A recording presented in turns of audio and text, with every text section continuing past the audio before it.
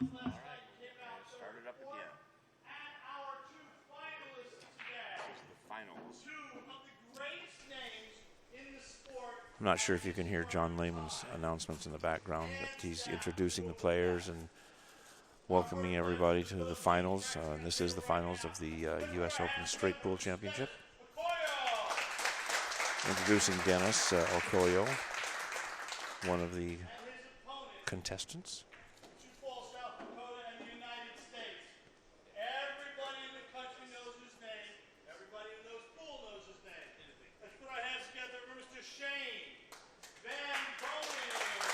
And his opponent, SVB. Gentlemen, just give me a couple minutes till the stream is ready and we'll get underway. And this is a one-game final to 200 points. Winner gets 7,200 and the title. Loser gets 4,500.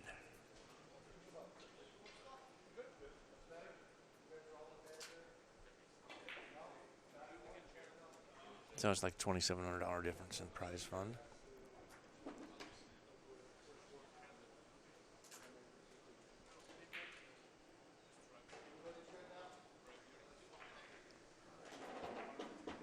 I'll be starting real soon. Getting ready to lag. We're at Pool Table Magic in Windsor Locks, Connecticut. And this is the 2016 U.S. Open Straight Pool Finals.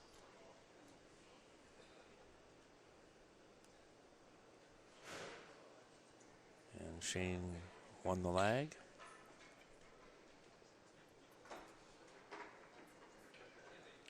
He will probably elect to have Dennis break. So whoever wins the lag has that option. They can either break or have the other person break. And normal procedure is to have the other person break. Breaking is not an advantage.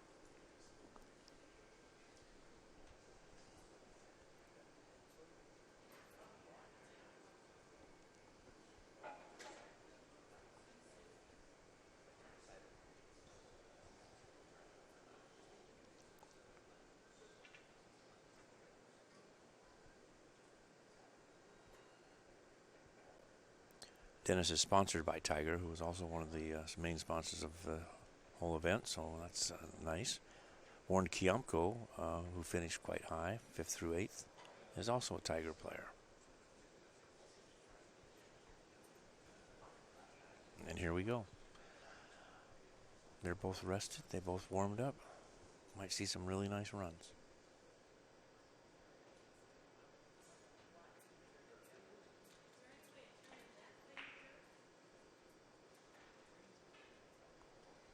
Boy, that one ball came way up.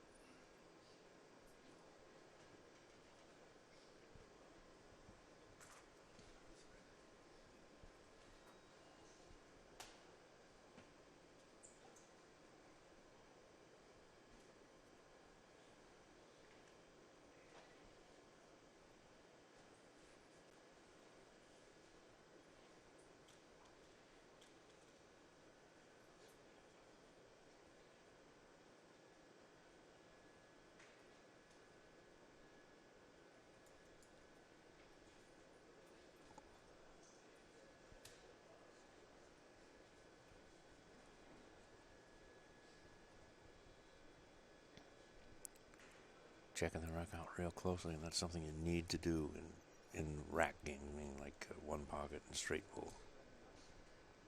So many people overlook racks and dead balls or not so dead balls.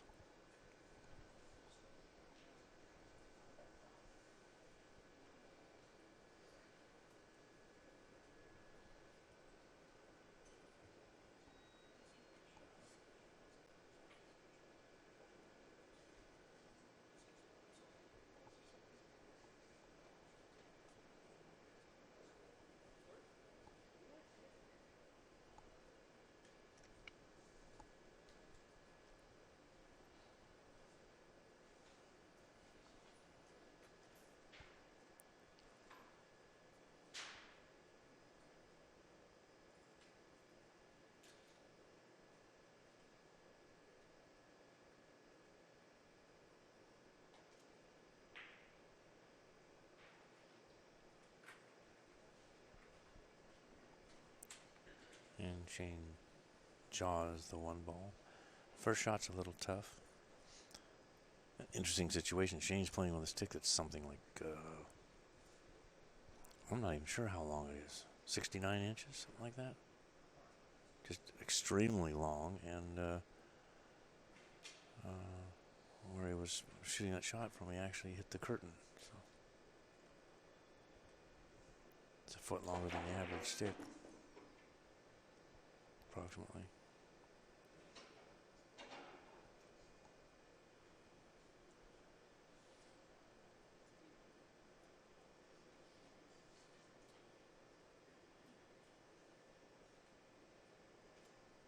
He's playing the 15, 3-15 combo, I'm thinking.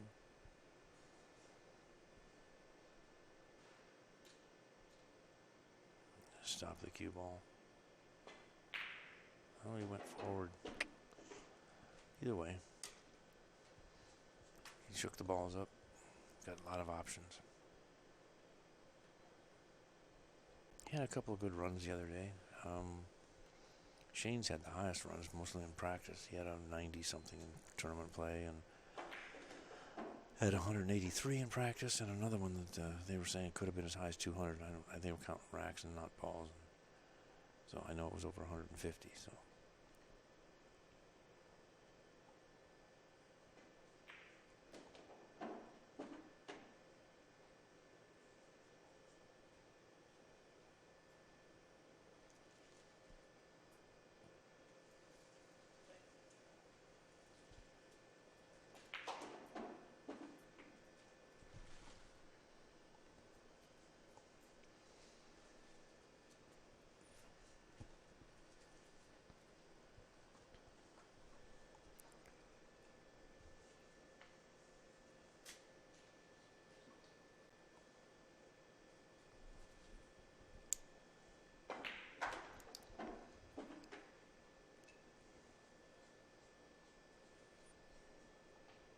I believe that's the 10 ball next to the rack.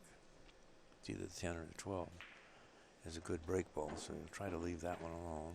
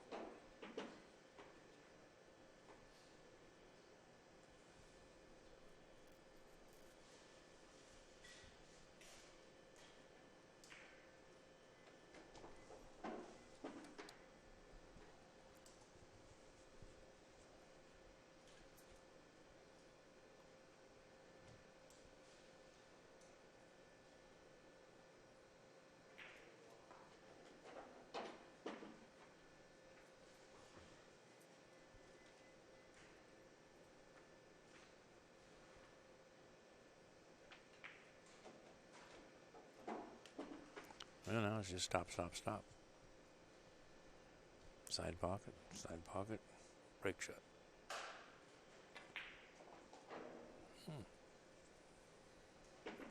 He moved that cue ball a little bit.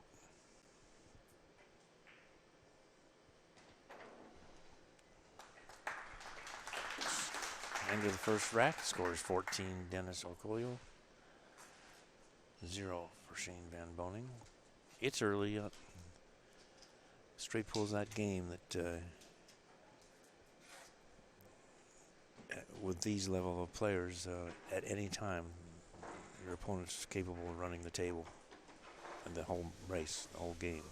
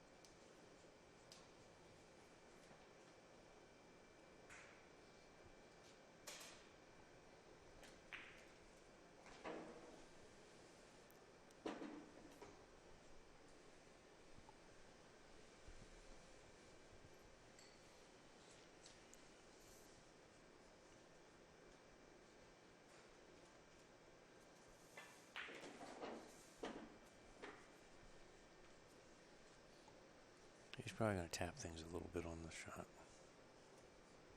There might be better ways. As long as you don't get stuck.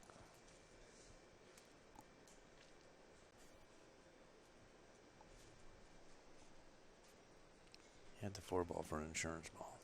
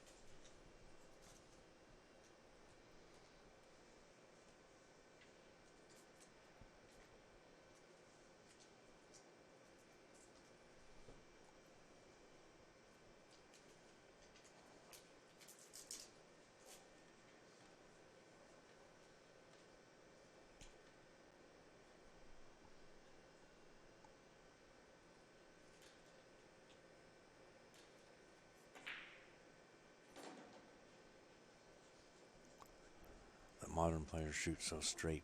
In the olden days, very few balls were pocketed in the far pockets or the head of the table, where the label is.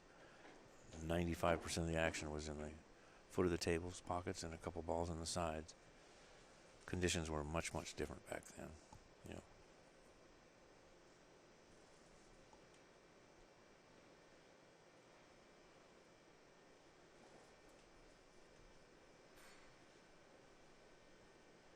Everything evolves. I'm not saying who's better, the modern players or the yesteryear's players, but everything evolves.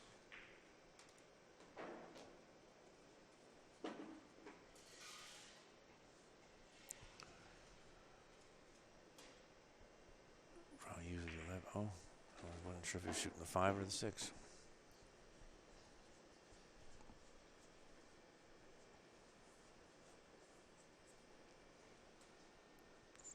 Well, the 14 or the 15 could be the break ball. Or maybe that's the 11. The 2 stripes.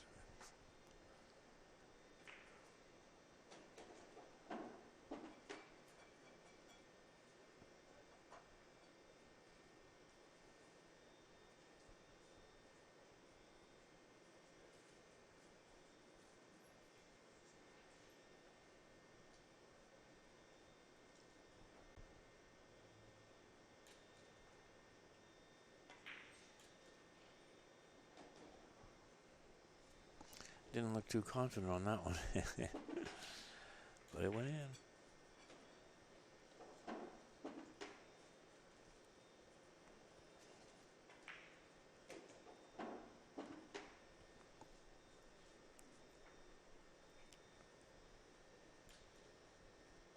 And another 14. Score is 28 to nothing.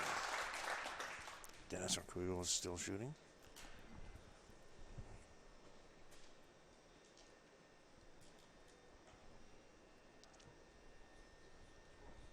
And that is John Lehman that's doing the racking.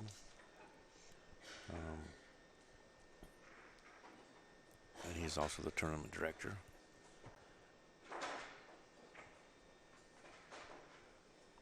Lives in New York City. Is involved in the leagues at Amsterdam Billiards. And he also contracts out to CSI and is one of our head referees and tournament directors for our July tournament, which is coming up July 20th through 30th this year at the Rio. It's our nationals. It's the 40th annual.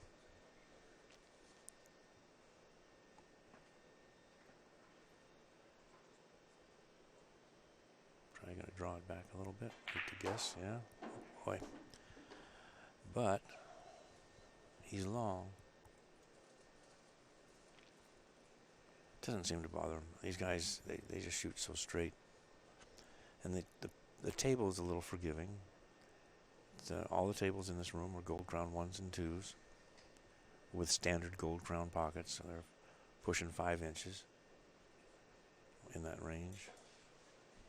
new cloth. They're a little muggy from the humidity and just the climate up here. It's not like Vegas where everything is so dry. So.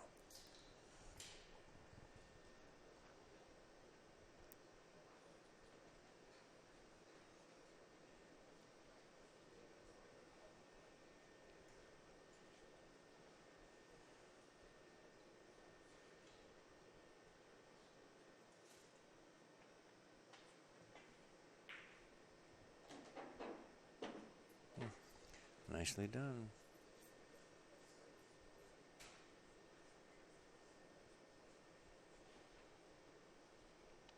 This event will become an annual event, just reviving the title U.S. Open Straight Pool. It's the most prestigious name in pool. Not taking anything away from Barry Berman's U.S. Open 9-ball, because obviously it's more current. It's been going for 40 years. But straight pool is the mother of all games, and this was the game where the Steve Mizraks of the world became famous, and the Willie Mosconis, and all the greats. It all came from straight pool.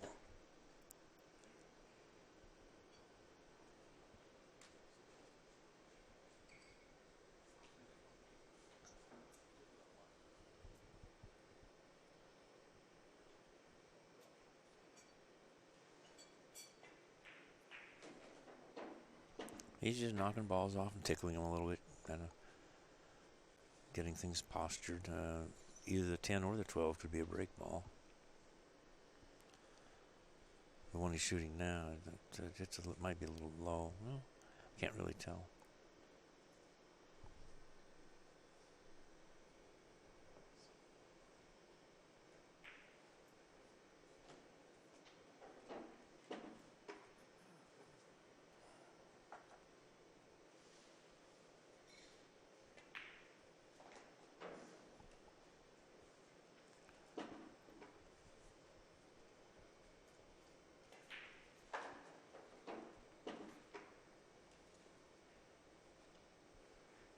He's keeping his cue ball travel pretty compact.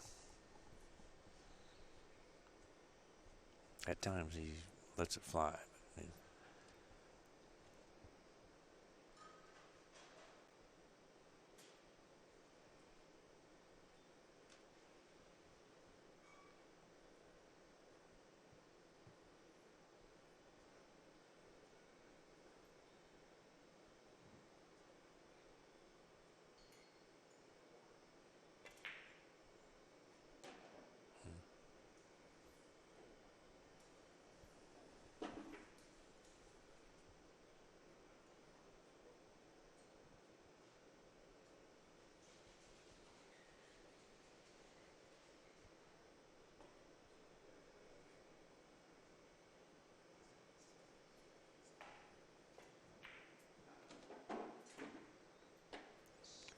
I didn't know if those needed to be broken up. I thought the 3 would go in the side.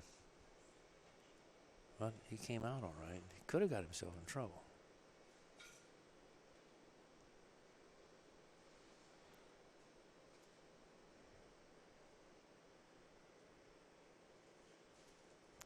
I think he's a little indecisive on which ball to make. The 15 or the 3.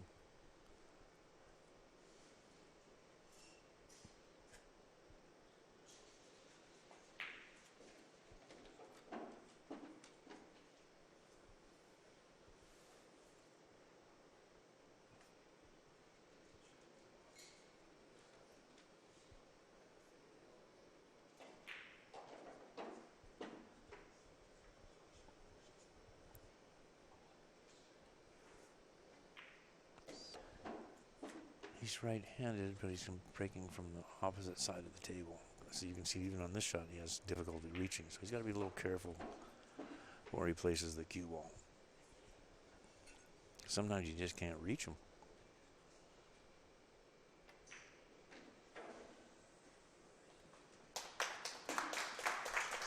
Well, he can reach it from the right-hand side. I thought he might take it over for a little bit further.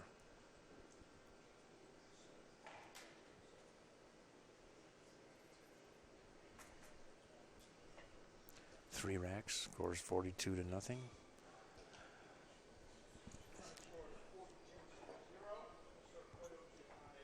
frustrating part about straight pull. You can sit in your chair for quite a while. So if Shane gets a shot, the first shot's a little bit of a tester. So it's tough. So you can imagine being in your chair and your opponent has 112 balls or something, and he finally leaves you a shot, and it's 9 feet away or 7.5 feet away and straight as an arrow. It's tough. It makes it a very, very difficult shot. He didn't get too much angle. He's going to whack this one pretty hard.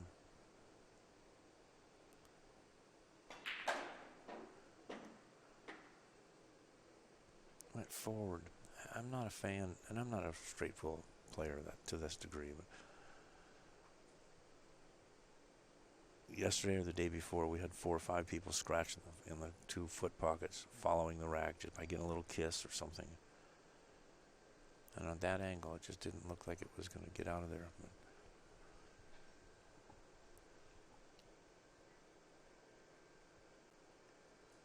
has very little. He's going to have to play it safe.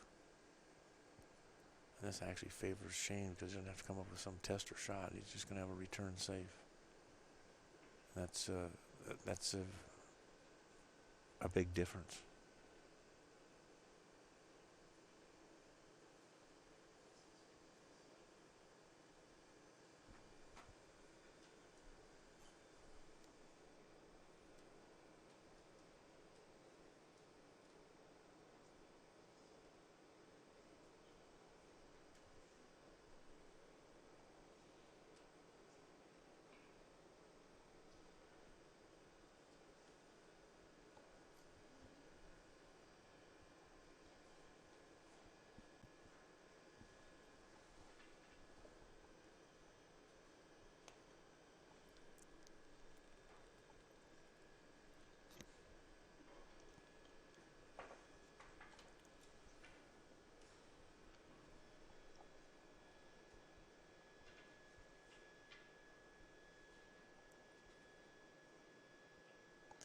The bridge that he's using, the bridge head, was invented by a fellow by the name of Joe Russo, East Coast, somewhere around here, years and years ago. Very good straight pool player.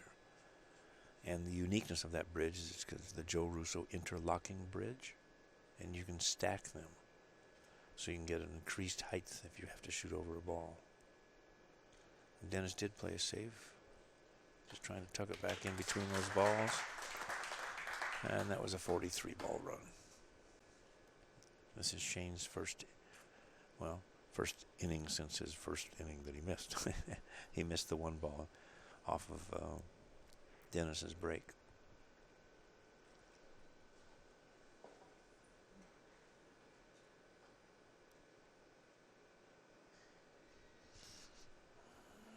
A little bit of a trap because if he leaves the cue ball below the rack, the 1 ball goes, and you've got 2 balls on the side of the rack that will both go.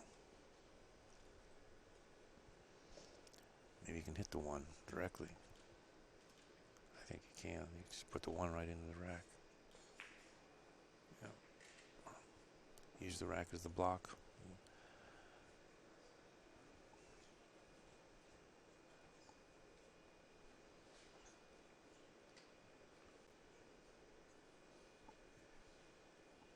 Safety play can be just as exciting as pocketing balls.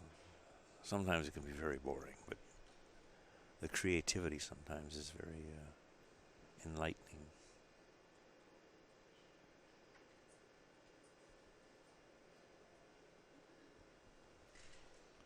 Yeah, check the rack. I don't think the 13's any good, but it sure could be.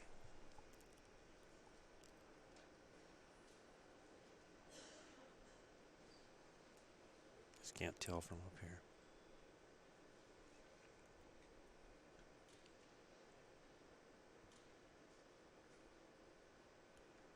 Just gonna feather the 1. Turnabout's fair play.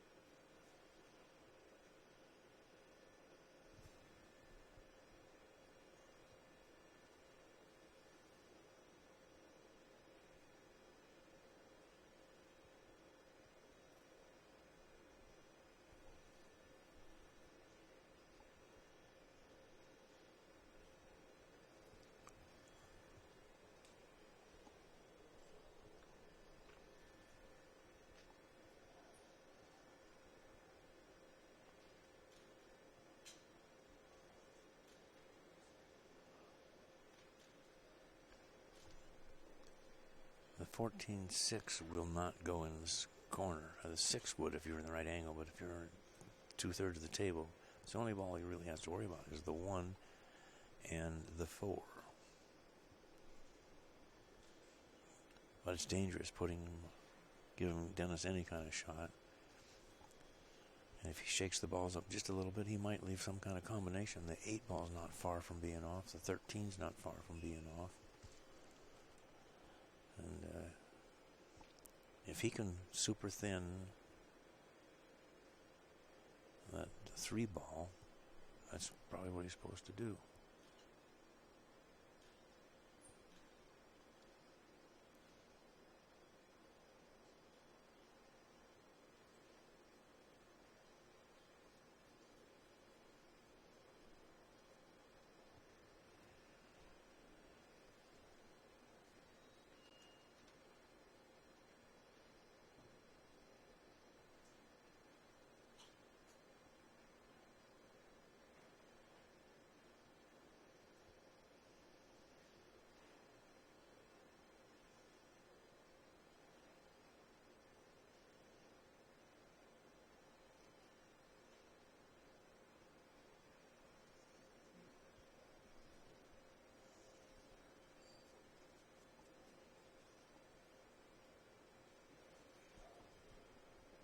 What is he doing? Intentional, possibly.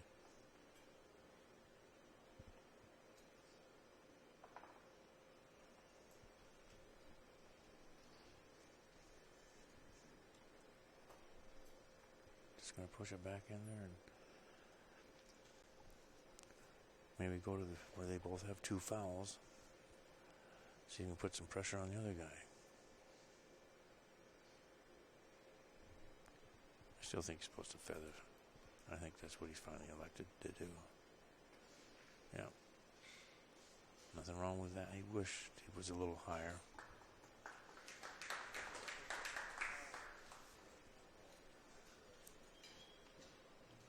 Because obviously Dennis can do the same thing off of the 13.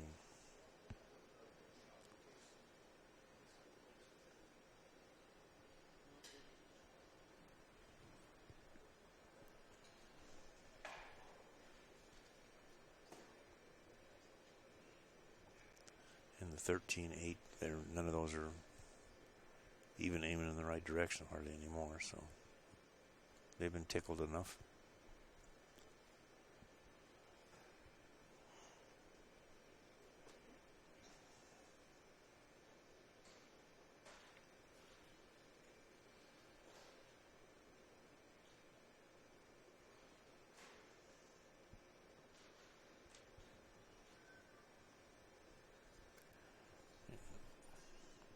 Then the 13, ideally, it would be great if he went 1, 2, 3 rails and put the cue ball back between the 7 and the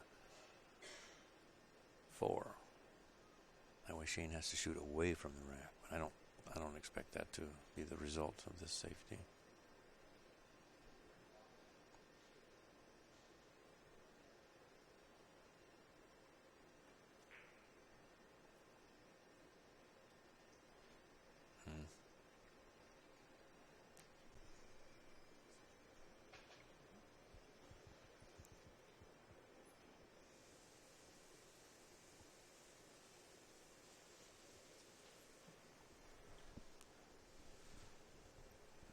That 4 ball? I guess so.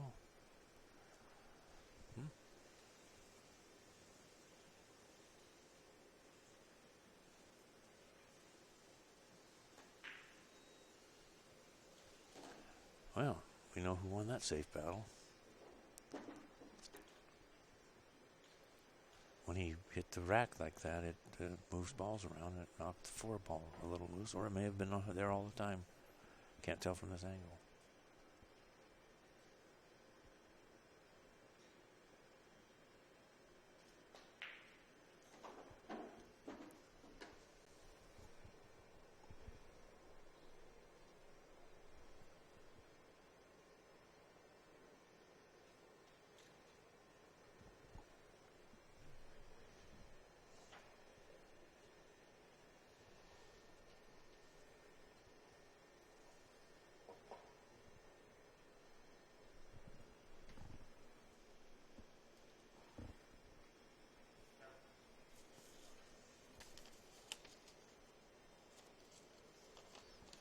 She called the 7 ball.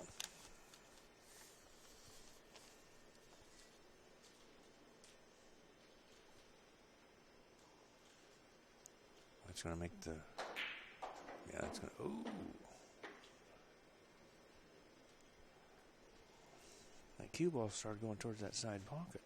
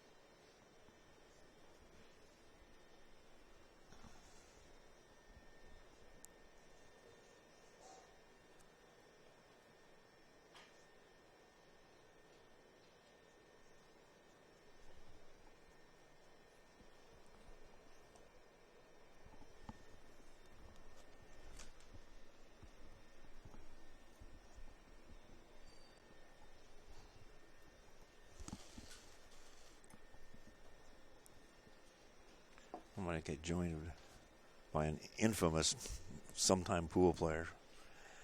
Flew in from the other coast, Mr. Bob Jewett. Good afternoon, Mark. Here, let's put this thing so we can hear you. Is this better? Oh, yes, much better. Okay. Great view from up here, too, see? It is.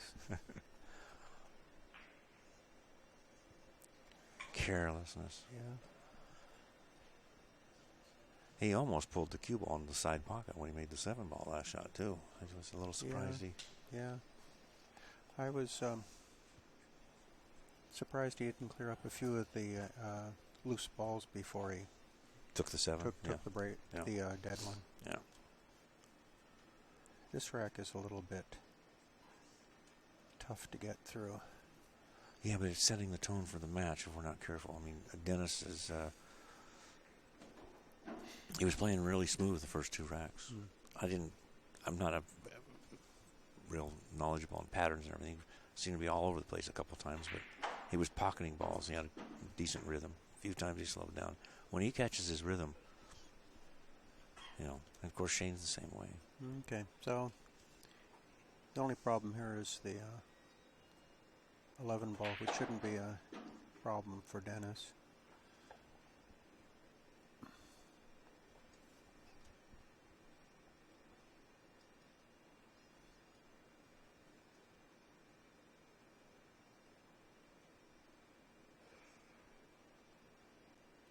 He's got the choice between the 2 and the 14 for his break.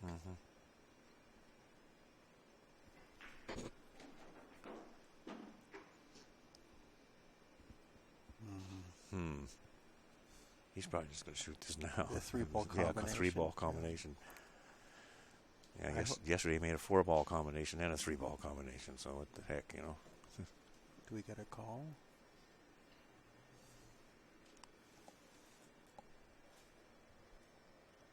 He usually points with his stick, but we're not refs, so we just kind of...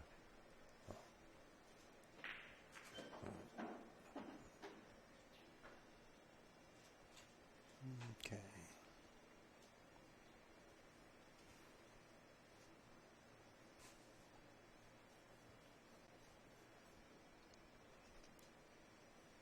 Yeah, trying to control that many balls at once, but he hit it way off-centered. I thought the 14 would be in front of the pocket.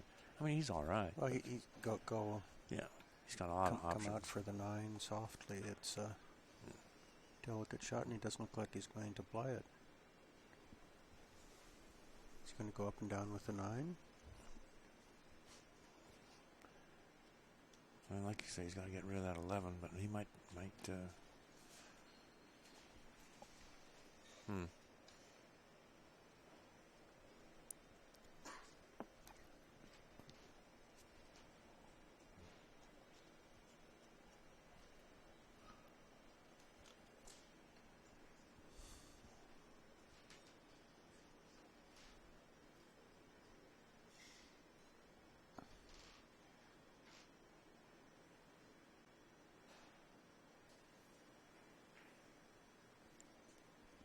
All right. It's a great shot. That was a nice little touch.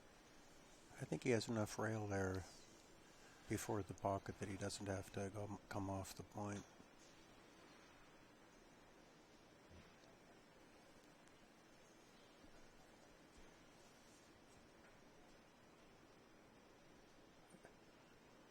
I think he's got to get back past the 2 for the 14. Yeah, I think he wants to. He's got just a little bit of the wrong angle on the 11. If he'd have rolled a half an inch less or it was straight, it would be no problem. Yeah. So, oh, yeah, it's way past the side pocket. You're right.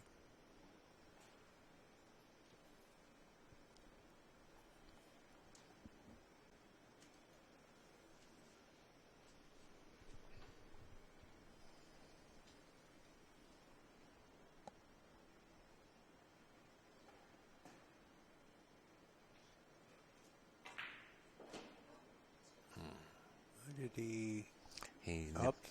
He sure did. Yeah. Yeah, he nipped the second point. And, So it's slide the 13 under or play. The 2 could conceivably fit, and the 13 could be used as a break ball. plan B, huh? Or is this a combo?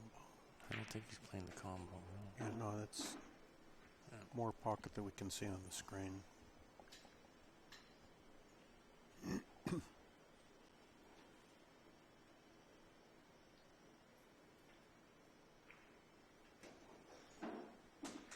Okay.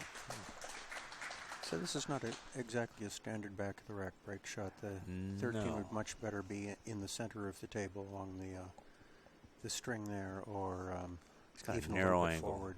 It's easy to miss the 13 too. He's going to hit the near side of the rack rather than the middle or the weak side of the rack on the other corner, on the left corner from here.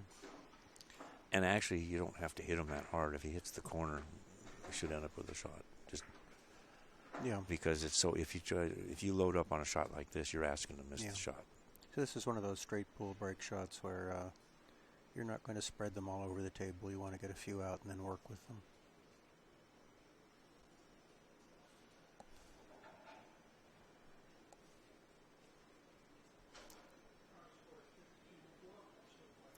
At least that's the traditional method. Right.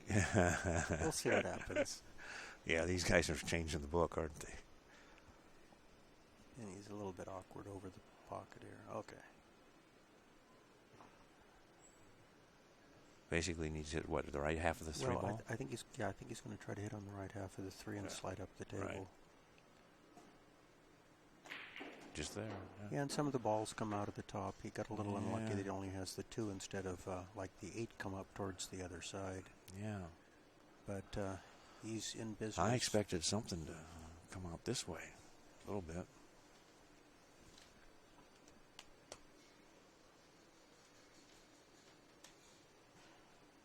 But he doesn't have any easy path here, even if unless he gets an angle to break with the 8 right away. And he's nearly straight in on this too.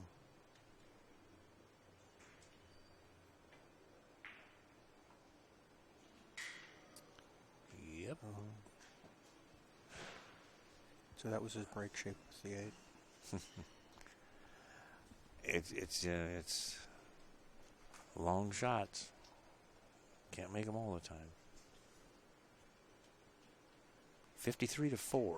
Okay, so but Dennis never should have been in that position. Once he got the balls open, he wasn't supposed to run into anything.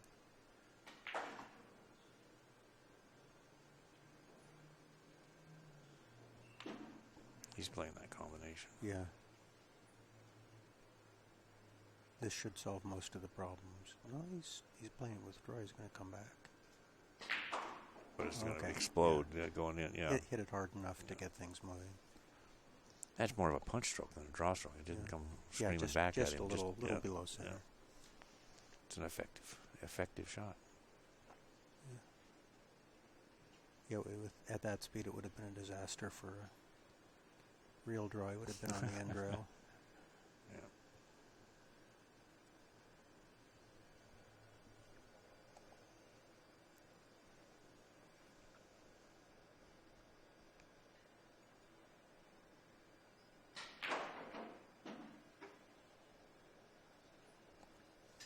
Loosen them up a little.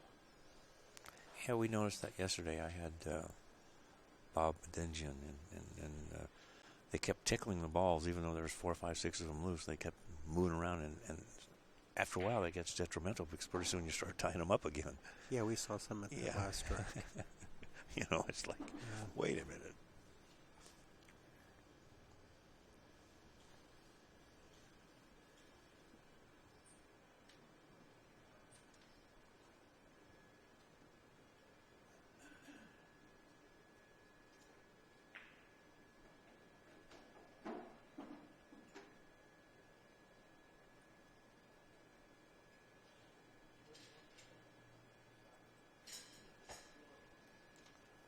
Well, probably I guess that's the 2 ball or the 4 ball. I can't tell which one would be. No, that's the 4 over 4. there by this, between the 6 and the 9. Yeah, probably be his break ball, I reckon. And, yeah, so they're going to get the combination, and then nothing should be tied up, and it's just a matter of getting them off the table. Yeah.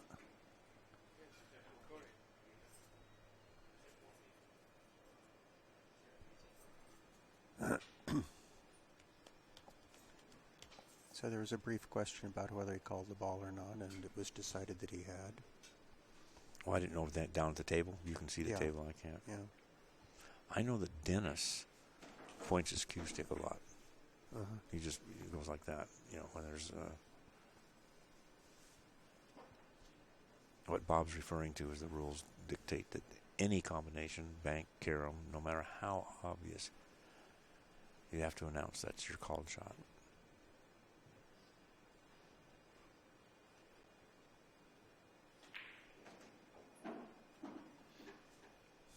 Okay, so at this point, the question becomes, which is his key ball? Well, I assume that this 4 ball over to the left of the 9 is going to be his break ball, but which is his key ball? There's not a real good one here. Some players like the 10 it's the 12 from where he is right now and come around 2 rails. These guys use the 2 rail a lot. But that one's going to disappear. So from the 11, from where the 11 is now, if he gets out for it, which he didn't, if he could stop the cue ball over there by the 11, he could come off the 9 easily. So he's just going to go back and forth here? Back and forth, it looks like. No, he's going to come 2 rails, but the other way around. Okay, yeah. Yeah, so with center right or low right. Come on around, natural angle. Easy to get the speed around there, and he's on a perfect break shot. Yeah, it is natural. It's used quite often.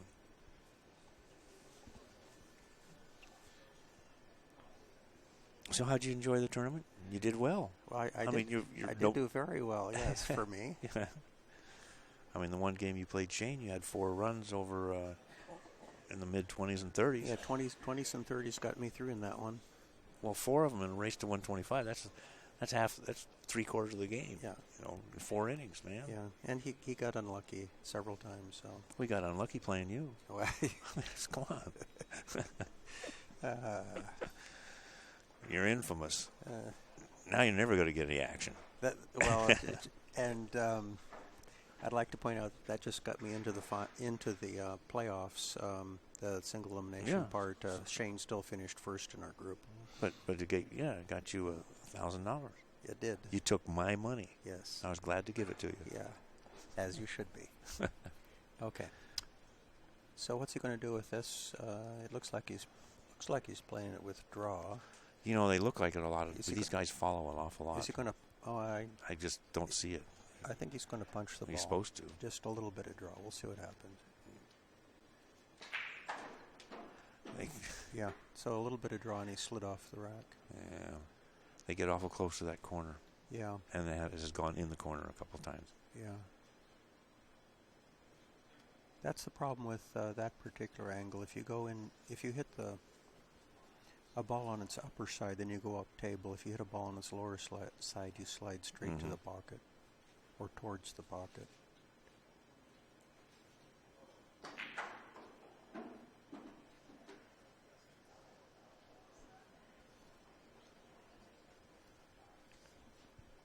So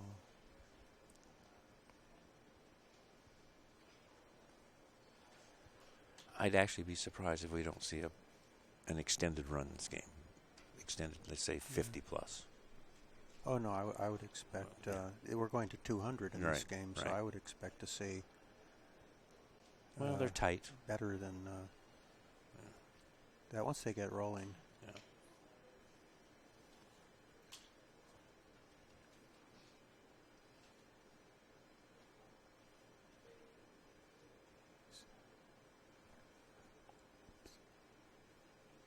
So this rack, there's a little bit of work to do, although theoretically every ball fits.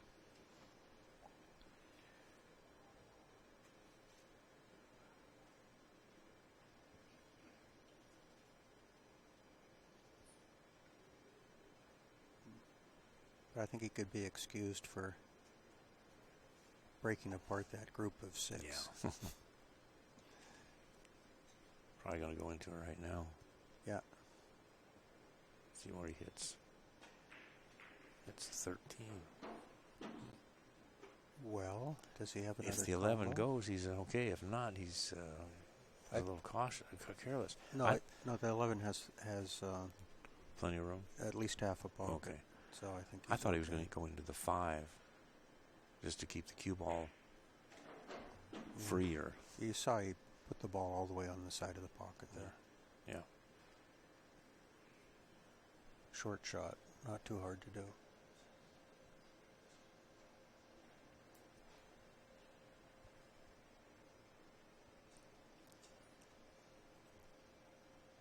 I don't know if he likes any of those for a break ball. Yeah, so They're real close to the 6 ball is a little bit low, and the 7 is. It's out, I think, but barely. It's too tight. I don't It I might don't be like on it. the rack, yeah. And it's a little bit high to be a nice break shot.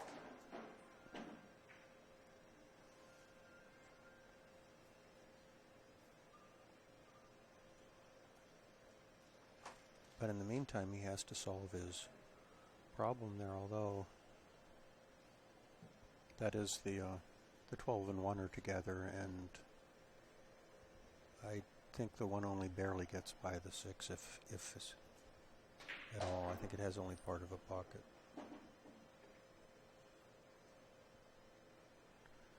Oh. So, but from where the 2 is, if he gets himself a shot on the 2, he could play the 12 up and, almost regardless of where he ends, clear out that group. I actually think he was trying to get a little straighter on the 13 on that shot and just follow it up to break those up. Well, he went to the rail. Still trying it, I think. Well, he's pretty close to your angle on the 2. Well,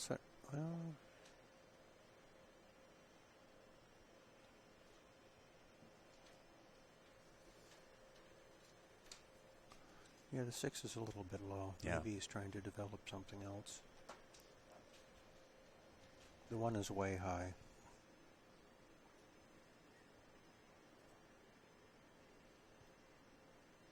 Here, if he comes over and moves the 5 from the 2, he's not guaranteed to have a shot afterwards. No easy shot anyway. He's looking at the 1, I think.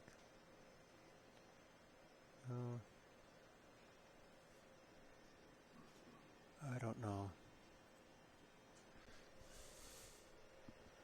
Yeah, I think the 1 goes. But that doesn't mean he's going to shoot it. Just from this angle here. Does he move something here?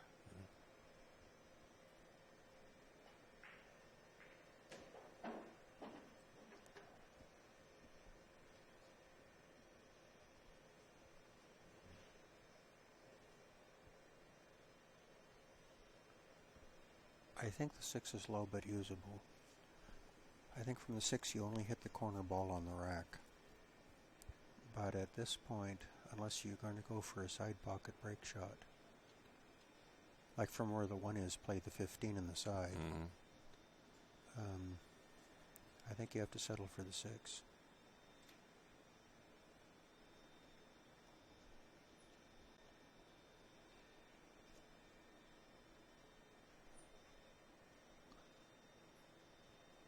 Well, so much for tradition.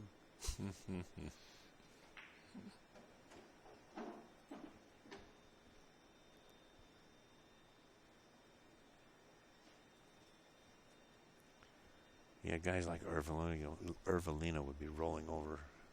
Yeah. They were such pattern freaks. Well, we'll see how this works out.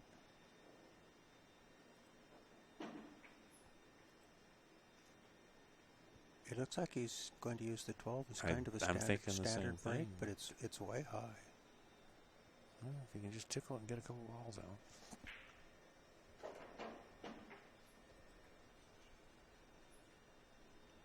Unless he plays it in the side.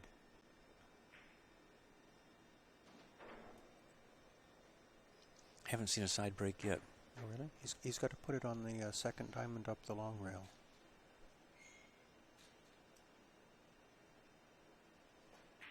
Nope.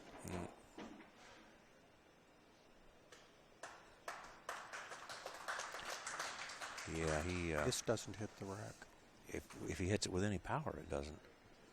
Yeah, I think he might nip it. He might nip the left-handed ball. Well, I think the... That's true, because the front ball's not there. Maybe he can barely nick that the left head ball, but this is... Yeah, he needed to be over a little bit further. He may go to the rail and back again, too. I don't know. Yeah. I did that one time against an old-time player, and he said, nobody shoots that shot. Yeah. Well, Shane's... Oh, yeah, it looks like he'll hit it. Because otherwise, Shane also would fire that in and go 2 rails. Then you get some power behind it. I think he's going to hit it. From the camera angle, it looks like he's...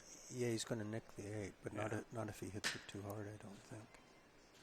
If he shoots it at all, he might not like the shot. No, he's going to shoot it.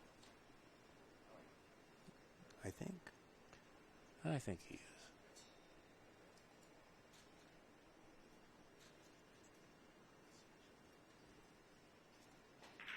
He hit the 5. Wow. Well, The cameras are deceiving. That's what we can see here. Yeah. Hit the 5 pretty square. Yeah. The angles are just...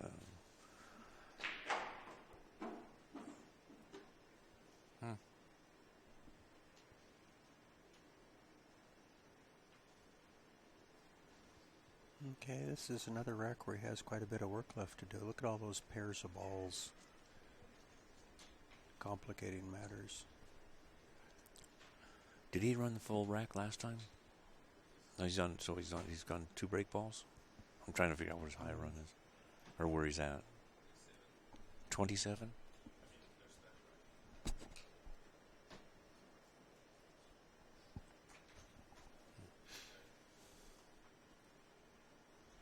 So with more or less 8 balls in those pairs, he's got to start making fixes soon. Mm-hmm. Yeah. 4 groups of 2, they are just kind of... If you get in the right place for some of them, you have shots, but... Those aren't very they're limited. Pretty he needs to get rid of the... Is that the 15? Yeah. And then go up and get that combination. The 15. Maybe the combo looks... That's the 10 and the 2 not or too something. Nice.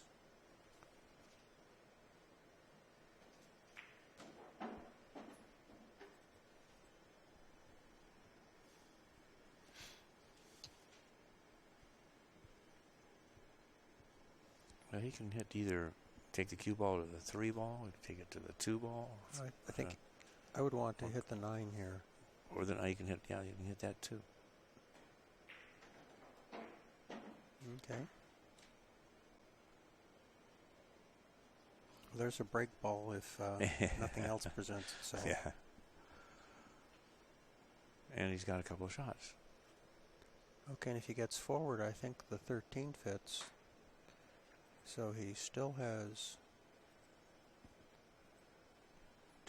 two awkward pairs to deal with if he can get the 13 here.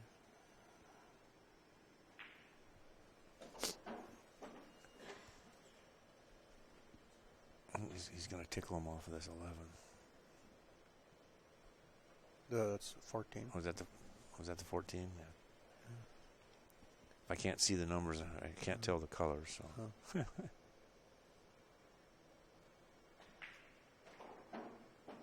Well, that was very nice. Yeah.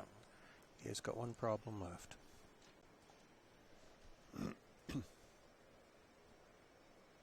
And he has the 9 ball as a break ball. Or the 8. Or for that matter, the 4. The 4 is in a good position for behind the rack.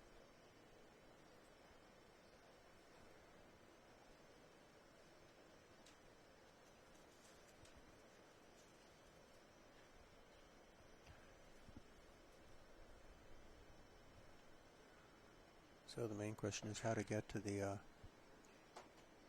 10-2 pretty quickly so you don't have to worry about that.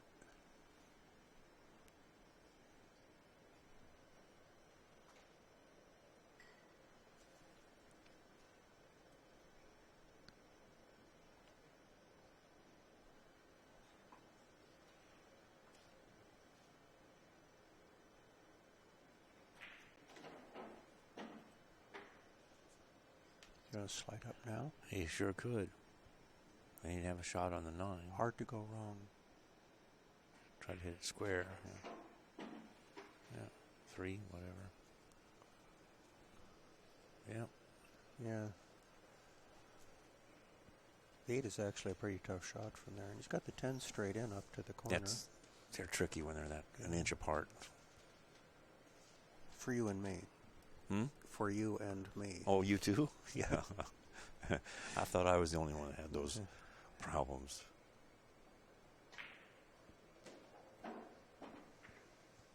So the 9 ball is going to be his break ball then. And we would assume. Well, so that's what it looks like. I mean, he's still got the 3 break balls on the table.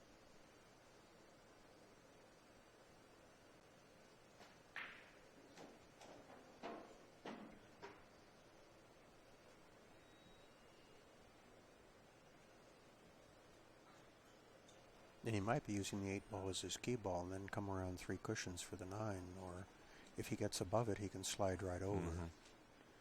So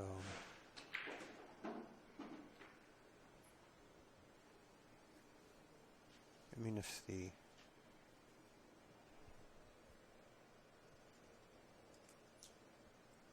I think that's the 8 12. were, if the 8 were not there, he would, so he's going to play the 9 as his break.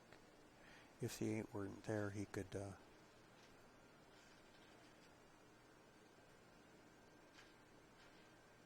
just slide up for the 10 now. So he's got to figure out how to get the 8 in the pattern.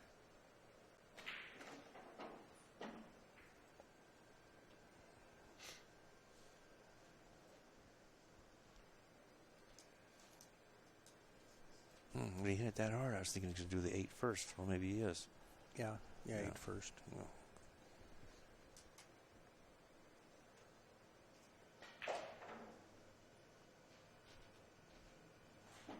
And bounce out from the rail.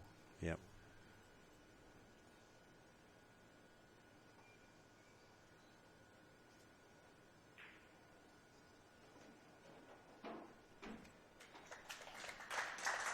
Well, we're 27-41 ball run, I believe.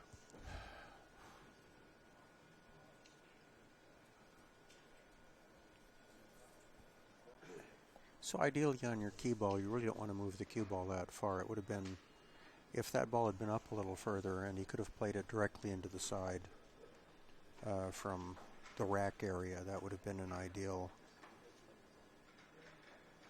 key ball play. But sometimes you don't have the luxury of balls in perfect positions.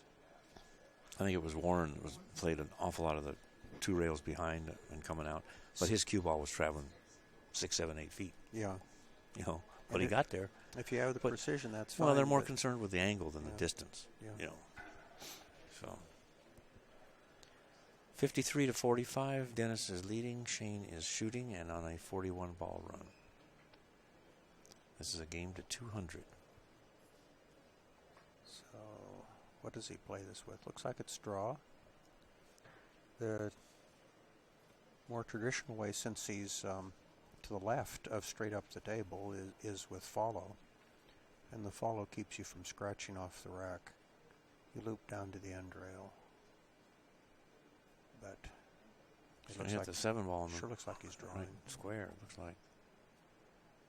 Gotta be careful it doesn't end up on the back rail. Oof. Well, I don't know what he's doing. Is it just not hitting it low? He's aiming low. he did hit it low, but then he hit it hard enough that he slid. Yeah. The draw kept him from scratching, but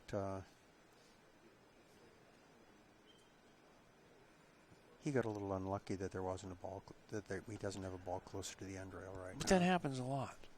That's why my limited experience, I'd rather have the cue ball in the middle of the table than down at this end rail. Yeah, and the follow on that shot will get you to the end rail and you'll bounce Yeah. up some.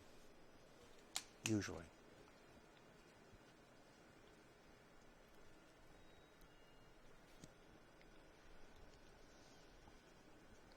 So Dennis is Going to get back to the table. he's on a miss safety though, right? He's not on a foul. Right. Yeah, there's no fouls. He just the 4 ball bled out, and Shane put it in the corner.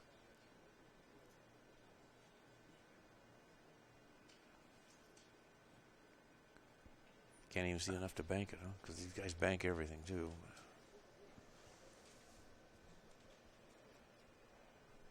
Well,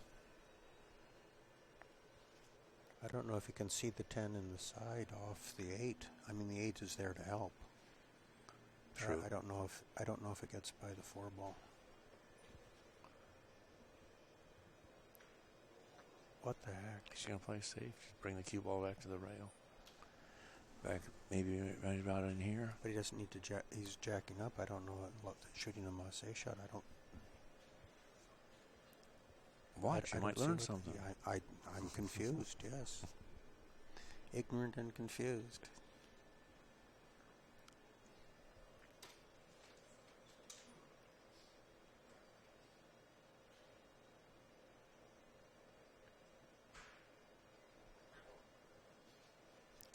He's calling the 10 ball. So he's going to jump over the edge of the 11 to either cut the 10 in or play it off the 6.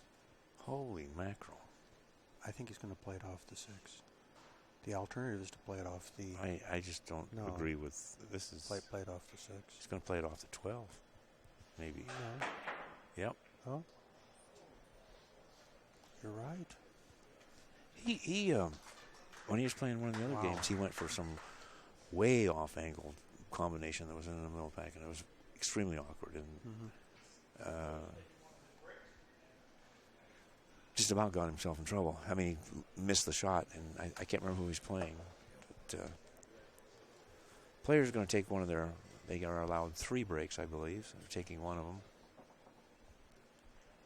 So this is, I mean, these guys are both very, very capable players, but yet you had Shane miss the easy shot in the corner.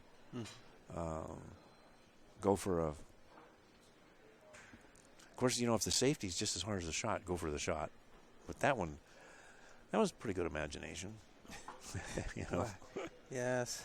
Imagination is what can get you into real think? trouble, yes. It's really cool in one pocket when you see some great imaginative shots. But, yes.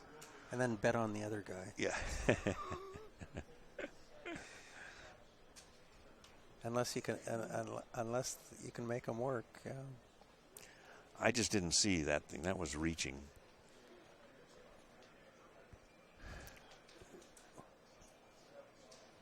Yeah, I didn't see the exact angle whether he had jack up in order to hit enough of the 12 to him off the 12. But It didn't even have enough speed to get there. But the 10 ball ended up hitting the 6 as well, Yeah, right? yeah. So maybe if he had hit enough of the 12, it would have slid right into the pocket. Well, and that's not what he hit was the hoping. 6. Yeah. But in a shot like that, the 10 might be in the air when it hits the 12. Yeah. So anyway.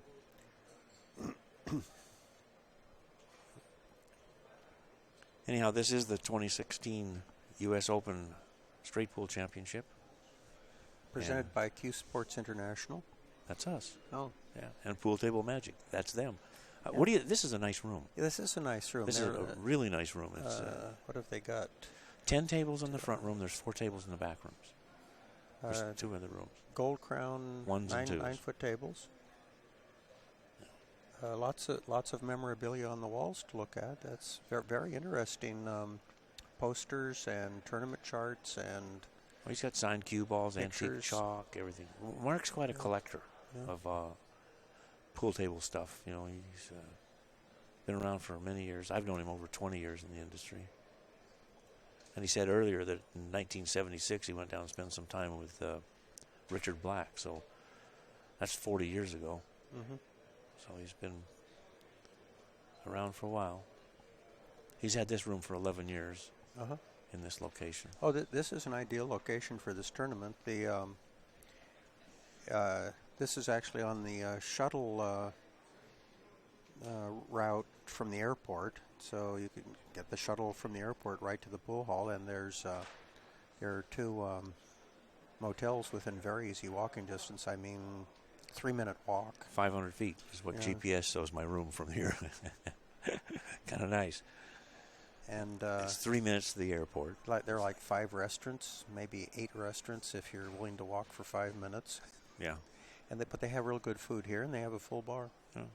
Okay, Dennis is back up. So they both had a mid-30s to 40 run. I think Dennis had somewhere in there. He ran in the 50, maybe he broke 50. Shane ran 42.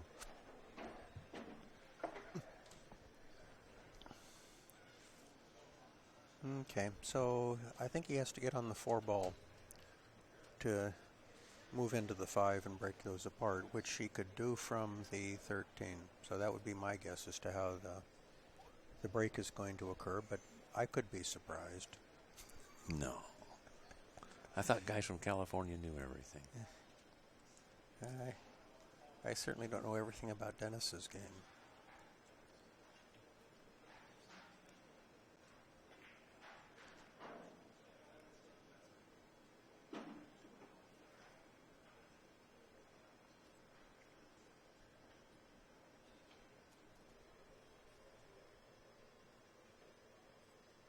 Well, so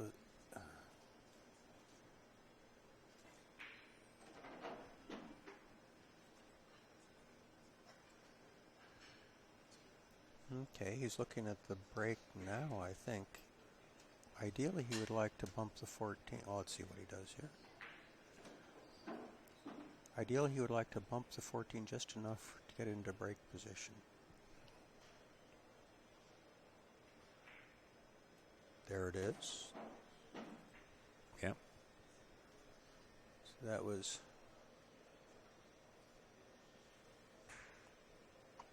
very nice. And now notice that if he uses the 3 ball as his cue ball, the cue ball has a good chance to be in perfect break position. But we'll see how it turns out.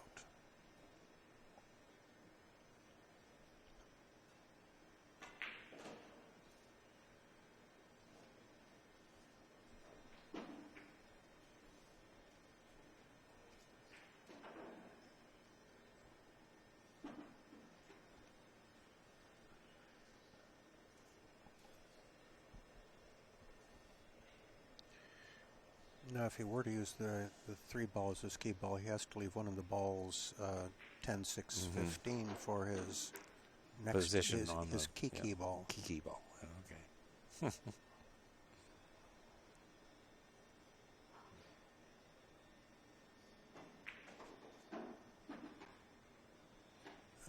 I didn't agree with that. Why involve another ball here?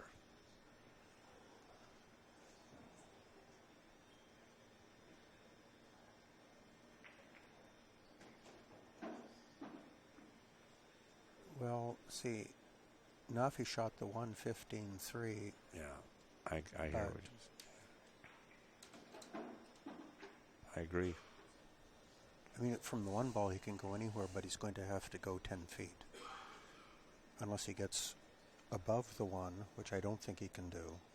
So I think he's going to go to the end rail and spin out 2 rails.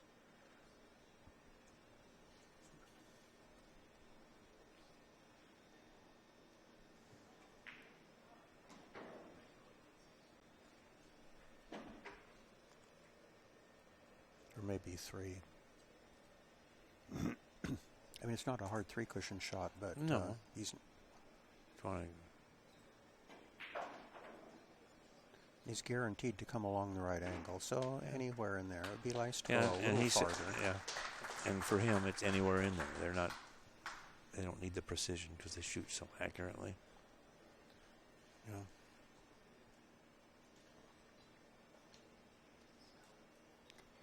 $66.46. So this is a run of 13, as I recall. Correct. Yeah. Shane missed that, made his break ball, and then had no good shot afterwards, Right. and missed the 3-ball combination, the carom kiss. jump carom kiss Combo. in off 2 balls.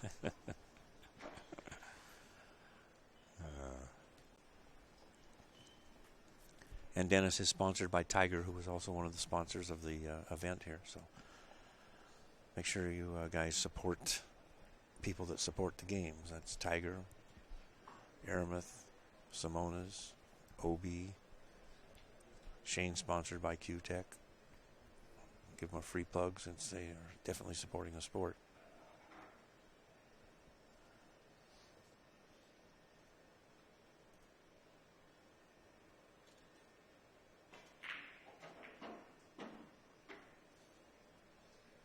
Okay, I think he's already got a shot. Yeah, There's a shot. a few open That's- balls. That's, If he gets up, he can play the 12 ball back to the other corner pocket and open them up a little more if he gets around right, or he might do that with the 8, depending on whether he can hold the angle for here or not.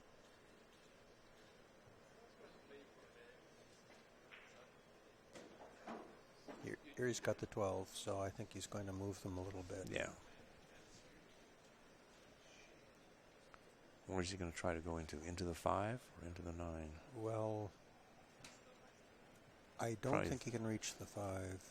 Yeah, you probably. I think he can reach the 9 and then upper side of the 9, and then he goes into the 13. 6. But then he, Yeah. well, we'll see. He's planning his billiard now, so yeah. So 9 and then 13. Most of the problems are solved. This side of the table is. Every ball does fit, but And he's got you've got to do them in the right order. And he's got the 2-ball or the 4-ball. 2 is better for the break ball, the lower one. Yeah, or the 3 would also work nicely. So he's got 3 break shots.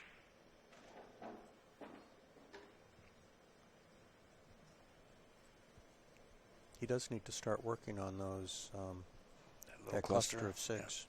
Yeah. It's loose, and you can see from here that the one fits in the side, Needs to get rid of the stripe that's. and they fit coming back this Yeah, way too. right. So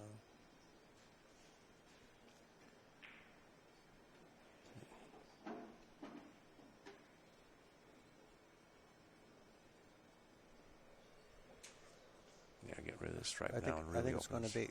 be I think it's going to be the one next, and then maybe the 6, but or the 6 and then something.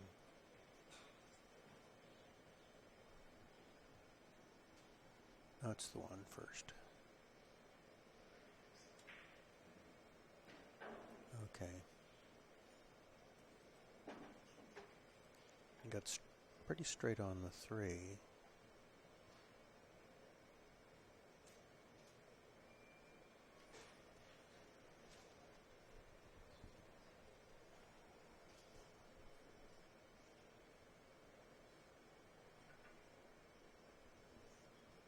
He didn't get quite straight.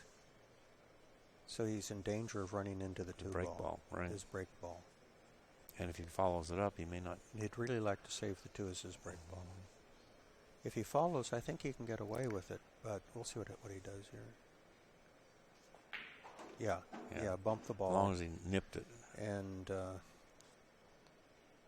this doesn't have to be his favorite shot. He's got the 4 straight in the side.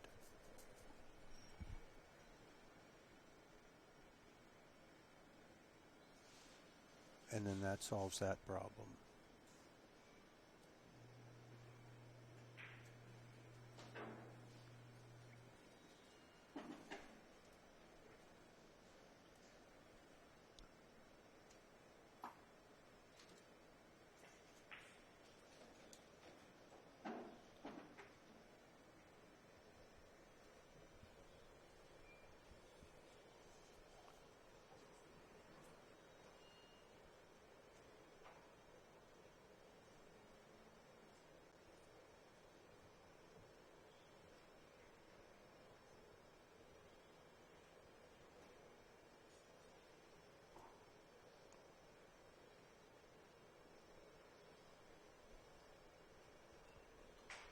I don't see any real nice sequence here.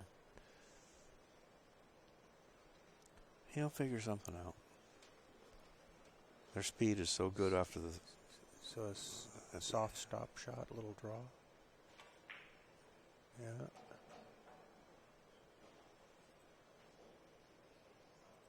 Okay.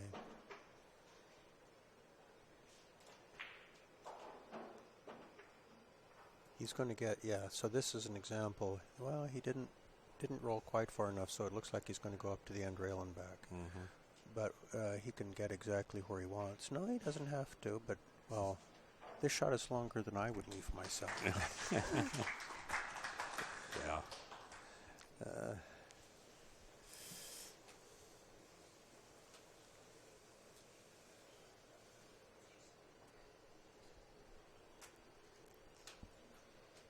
John's racking for him, I guess. So Yeah. John Lehman is the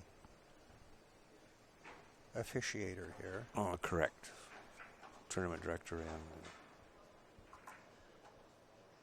Occasional racker.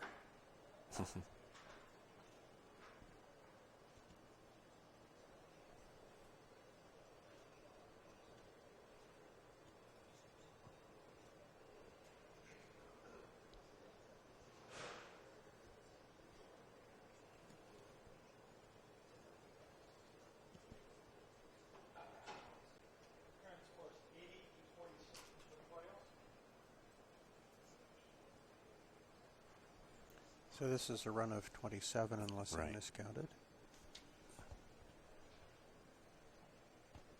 Touch a draw. Yeah, you could see it just hook back a little bit. He's got the 1 anyway.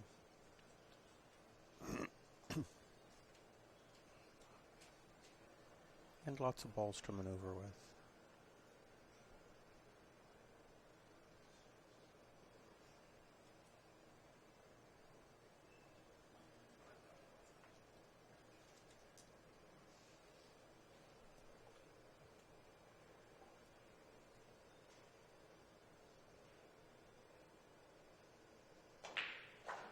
So he opted to come down to the end rail immediately where he has a lot more options rather than try to play something like the 14 next. That's the advantage of a guy that pockets balls so good has. Okay. So I would guess he's going to play, well, he didn't come up quite far enough, but I would guess he'd like to play the 10 next and then have the 9 as his follow-up shot. So he's going into the bottom of the rack, and almost regardless of what happens, he's going to have the 9 next.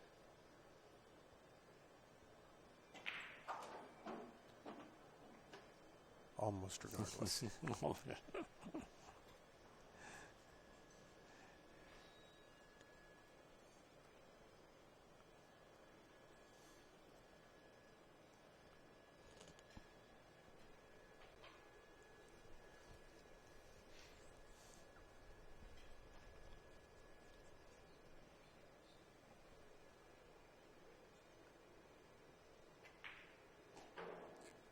So I don't think any of those is a good break shot. I think everything with the 13 is in the rack. Well, the 14, and the 14 is above, so... Oh, now he's got the 5. We'll see if he leaves it there.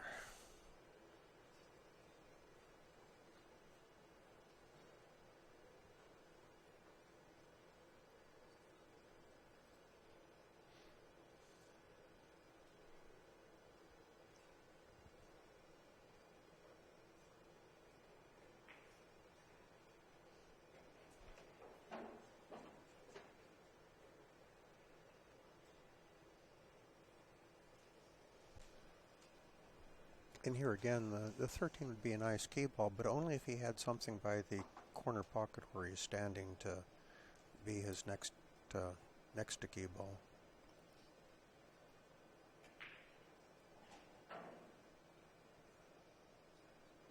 I suspect he's going to use that 11th ball as his key ball at this point. No?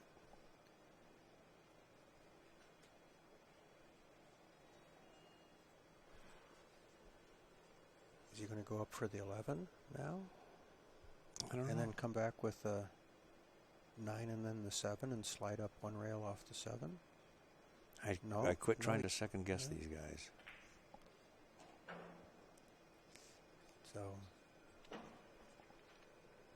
He's probably going to use the 11 as his key. 11 is the key ball, and I hear Moscone spinning.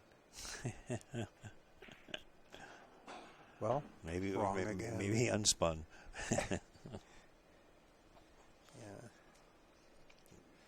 So this works too. He has to get slightly below the 7. Is he going to come? He has 2 rails. Then. Still 2, but it's.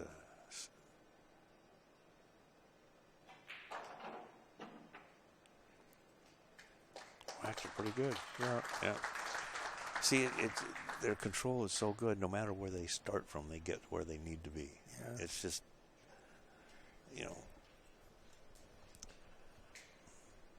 it's it kind of a lot of cue ball travel there. Yeah.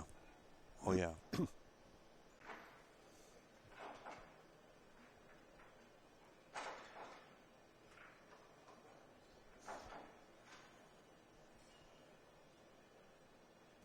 And there's a huge advantage in not missing. Yeah, that definitely helps. I wouldn't know anything about that. But you hear stories how in some tournaments Moscone wouldn't miss a ball, and I think he just was in another planet. High ball, kept it out of the pocket. And I think the record might be Greenleaf, where they were playing on 5x10s back then, where he had a round robin tournament, maybe 8 or 10 players, and he missed 1 ball per match. Yeah.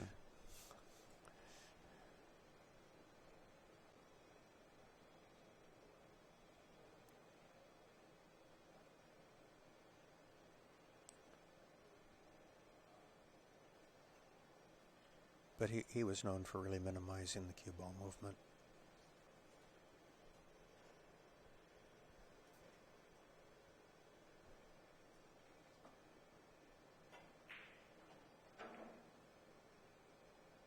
Uh-oh. Wow. It looks like he's hooked.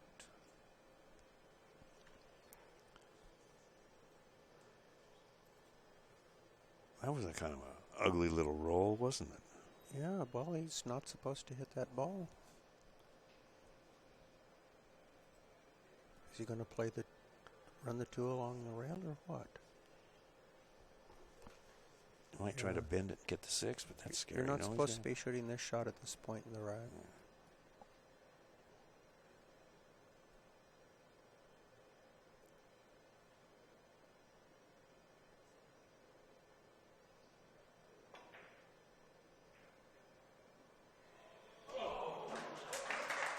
But wait.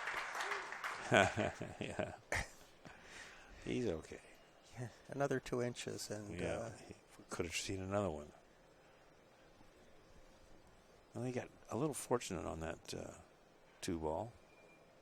But he hit it pretty good, too. Could have hit it better. He did hit it well, yes. Yeah.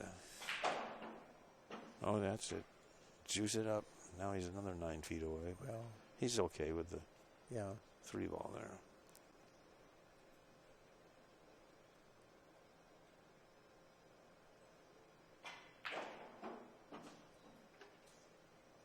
Okay. He doesn't have an angle to bump the 15 into break shot position, so if he's going to take a side of the rack break shot, he doesn't have one just yet.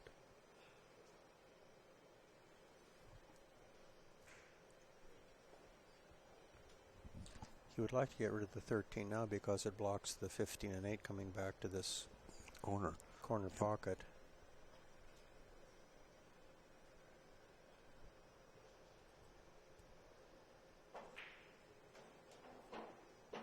And he might, well, is he looking at the 10 for a break? He might bump a ball here. Thinking.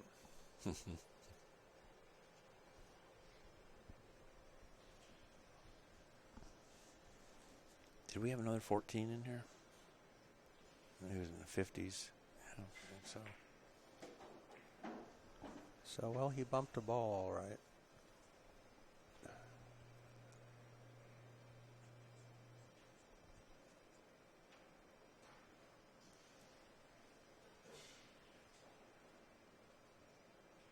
So, well.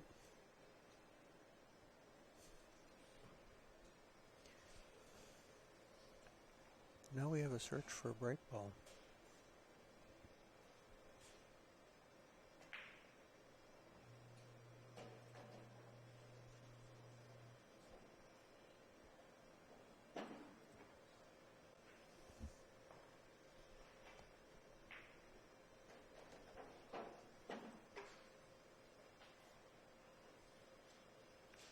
I think he's decided at this point.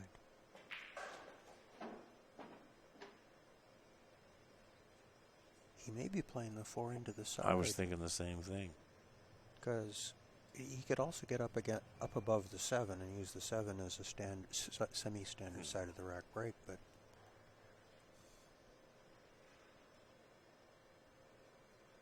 I think he's going to use the 4. I mean, he has balls over there to maneuver with. He needs to be just this side of where the 7 is, or even exactly where the 7 is at the end.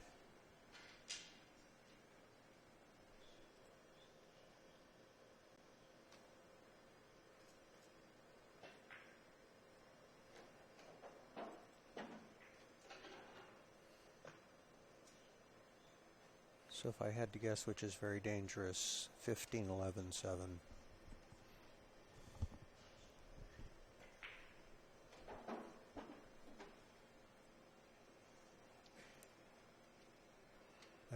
That's what I get for guessing. They just don't like side breaks. They avoid them like the plague. Well,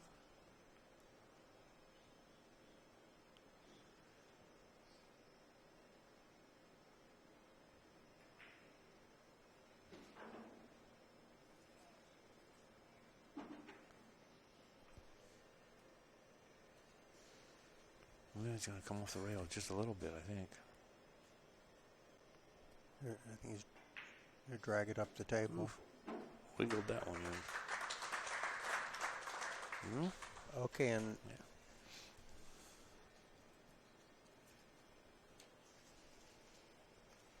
yeah, I think he lands on the near head ball from there again. Scores 108 to 46. Dennis is still shooting, and I believe he's on a run of 55.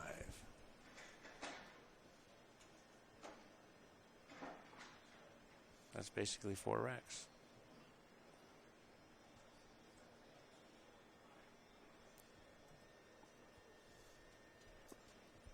Okay, so Current score is 108 for Orcollo. He's on a 55 for a run. 46 for Mr. VanBoening. So I think he hits the 4 ball here. The near, Yeah. oh, I think it's 4, the near corner ball.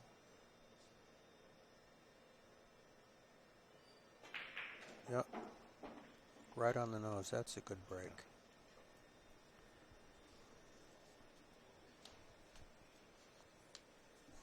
He's got him loose enough to work with.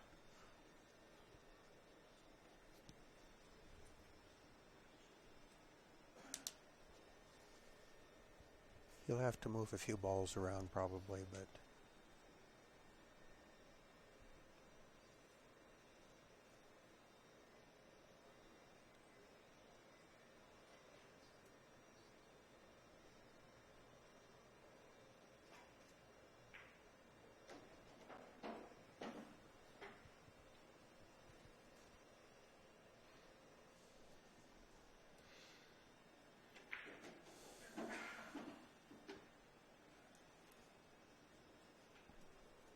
so take the cue ball up the middle of the remaining rack.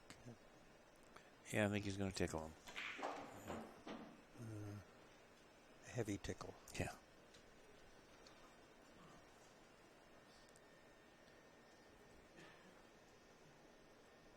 He's got the 1 as his break ball, or the 8 would also work. And other than that, everything fits in the right order.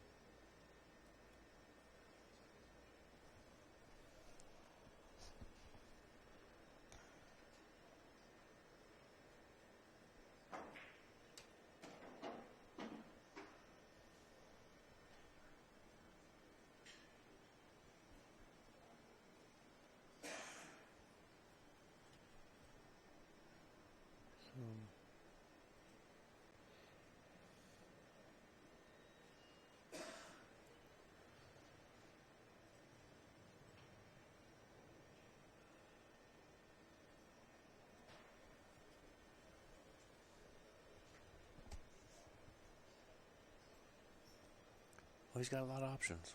He's got to figure out the map.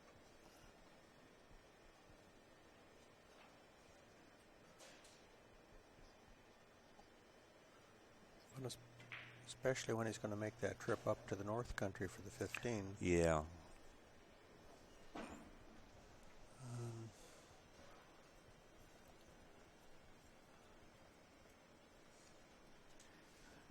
So, in traditional 8 pool, the final 3 balls would be, well, maybe the 2, or the 3 ball, the 12 ball, and then be on the 1 ball break.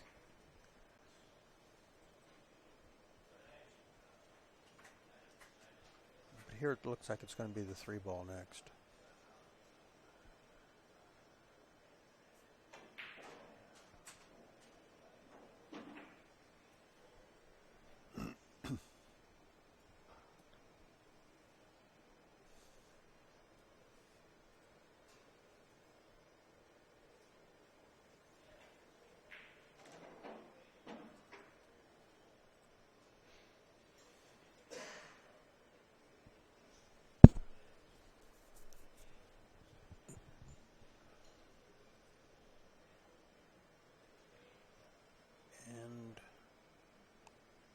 Maybe the 11 next? Yeah, I think so. Yeah. And then the 5, and you can come probably around 2 cushions with, in this case, oops, he left it straight, so That's pretty straight. He left it real straight, so he's probably going to draw it straight back and out to the middle of the table. Yeah. Yeah.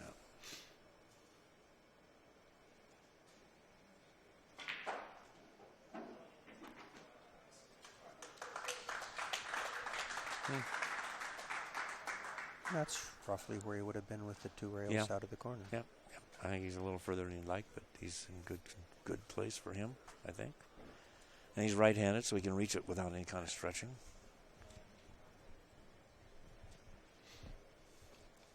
So he's on a 55-69 ball run.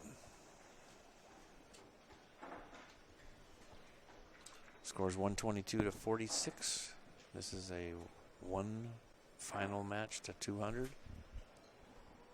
First place gets 7,200. Second place gets 4,500. There was 20 players. We played groups, four groups of 5 players. The top 3 in each group advanced, and then that went to a single elimination round. It was 10,000 added, even though the field was about 1/3 size, but we added the full amount in this and the one pocket. And we'll have another one next year and the year after that. And Alex Paguline won the one pocket. He won the one pocket. He was in running to win the straight pool, too. Came in 3rd and 4th. Shane beat him. Okay, let's see. What does he use on this ball? Follow? I wouldn't, but that's just me.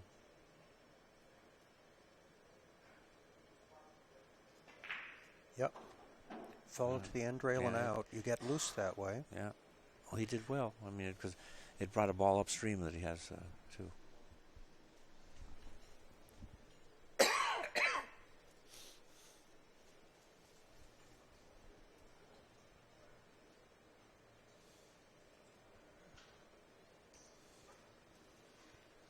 Ooh. Yes, remember, this is all ball fouls. I think he's supposed to get the bridge out here. A lot of these players, because they normally don't play all ball fouls, are not used to getting that bridge out when they should. He shoots pretty well with the bridge. Oh, I will just take a combination instead. Yeah, well, it's... Oh, yeah, right on the button.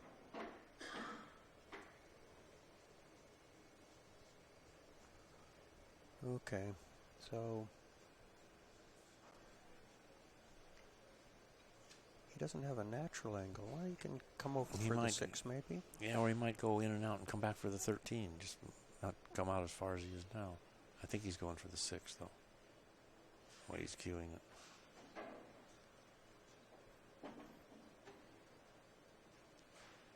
And he could...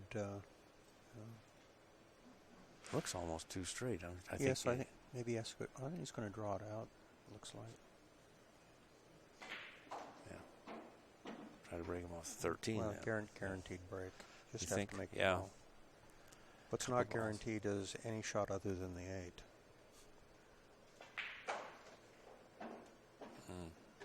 Plenty of shots.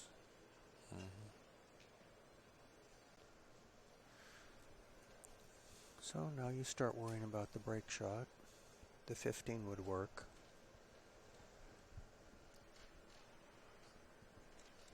Other than that, he has to fabricate one. I wonder how much thought Shane's giving to that shot he went for, because he's been sitting ever since then. The jump double kiss. Yeah.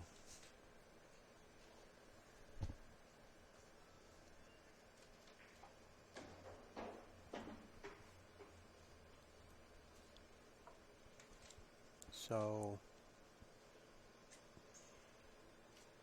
maybe he's going to use the 9 as his break. It's a little bit low, but it is out of the rack.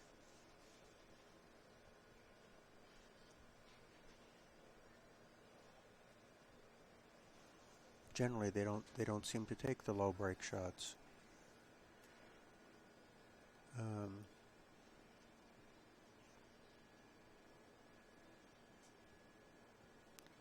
Well, let's just see what he does. I'm not. He may tap something too. He's looking at the 9 now. Almost looks like. That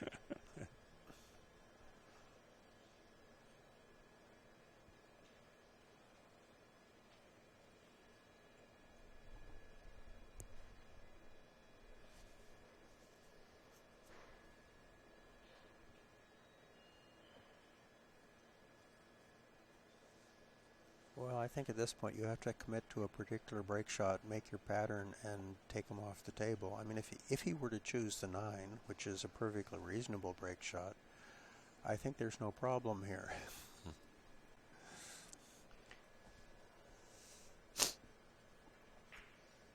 But it's a matter of choosing mostly.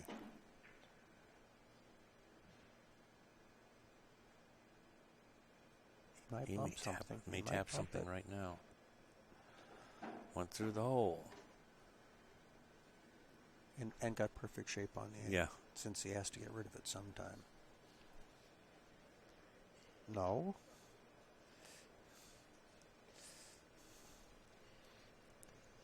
I'm a big fan of taking care of the balls in one area. Like he's near the 8 ball, No. get it out of the play. Yeah. But Nope.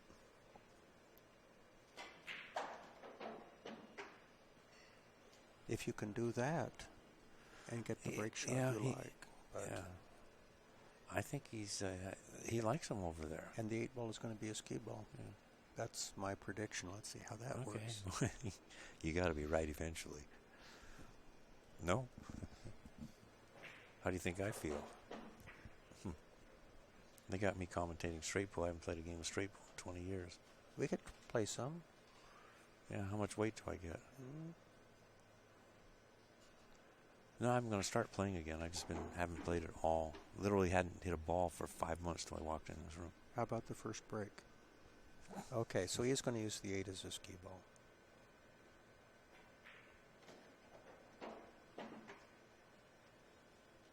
And he's pretty much guaranteed a nice angle here. Bring it back even with the side pockets, I would guess. 83 ball run.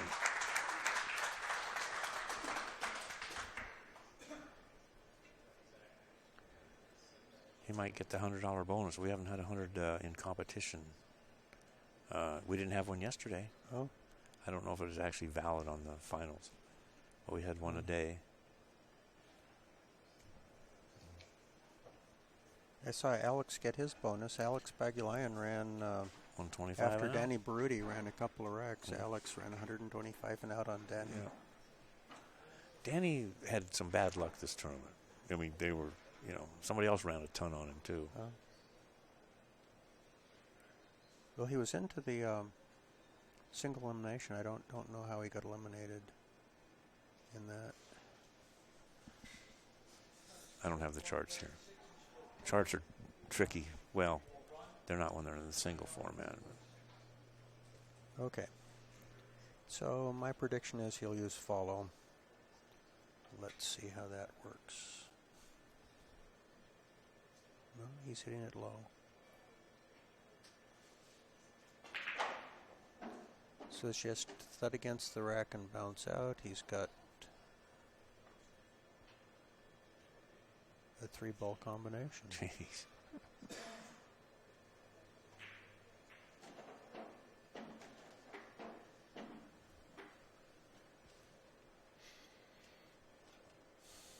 Okay, he's got to work around to get a break shot. Maybe break with the, or secondary break with the, maybe the 13, maybe the 4.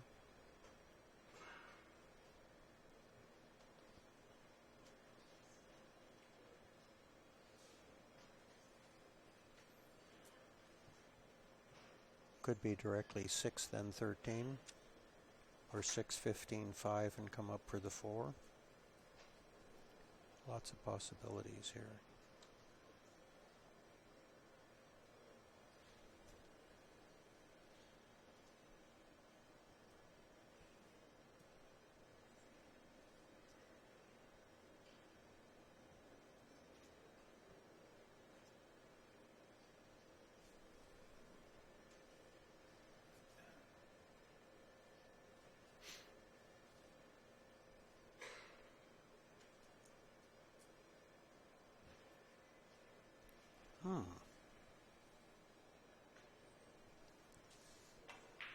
I just watch. Yeah. I'm learning an awful lot, but it's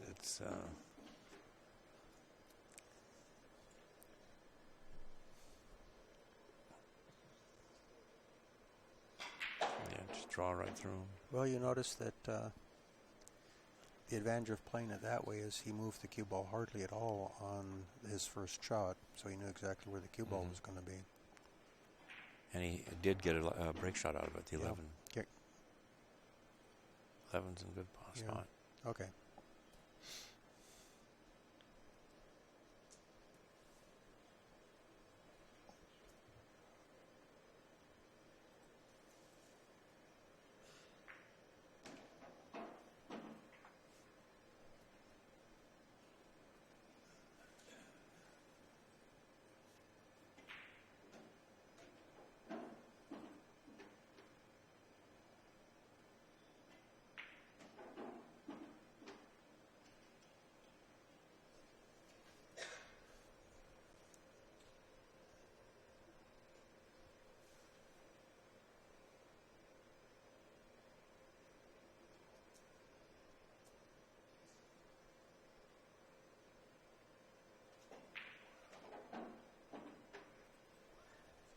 So should I try another guess here? Sure. My guess is he's going to have the 7 ball as his cue ball and come off one rail and spin out to the middle of the table.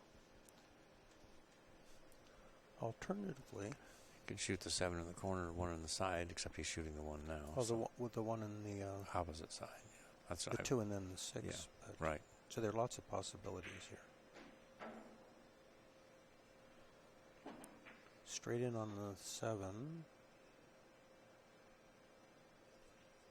Well, he's going to shoot the 7 and probably the 2 and then the...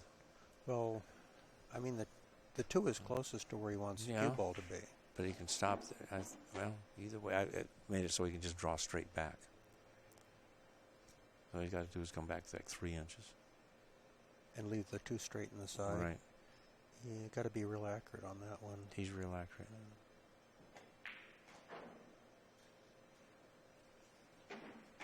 So he had to... Yeah, a draw is hard to pinpoint exactly. Yep. This one might be a little stretch for him. You know, the cue ball's past the side pocket. What have we got for a run now? We have 97.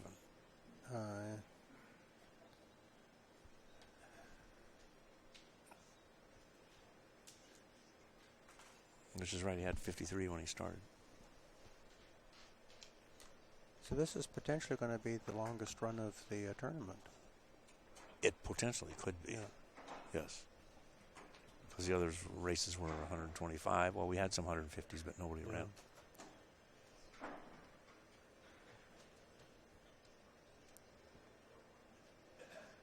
People ask why we don't use straight pool and Fargo ratings, and this is the reason why, because a guy can be sitting in the chair a hell of a long time. Well, you know. yeah. Your victories can be extremely lopsided.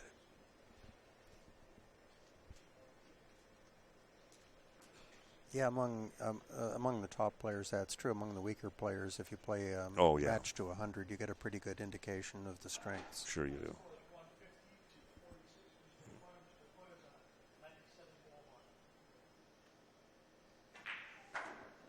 Look out, cue ball. I've seen that happen a couple times, too. I've seen 3 runs ended in the high 90s by the cue ball going in the side. Just so you know. Yeah. So I've learned what not to do. All we got to do now is know what to do. Wow. So. Wow. That's an advantage of not breaking where the cue ball is straight up the table from the. There, the cue ball was straight up the table, and it happened to be such an angle from the balls that it bounced straight back into the side. Yeah, it didn't touch a thing; it just dribbled back. On the other shots, we see the cue ball scoot straight towards the corner pocket, and maybe draw away from it. So that's a big advantage of having the cue ball closer to the long cushion than the side of the rack break ball. That you follow, and you're guaranteed not to have either one of those scratches. Well, Shane's going to get back to the game, and you know this game is not over. If Dennis kept going, obviously if he went all the way to the end, the game would have been over. But he could have easily gotten to the 180s or 190s, which that would make it changes very things. tough. Yeah. Yeah, it changes pressure, and then you're forced to where Shane just almost has to run them. I haven't seen too much of this, like you hear about in the old days too, where you run 50 balls and play safe, and Okay, run I'm a bunch of balls getting and the safe. object ball spotted up here.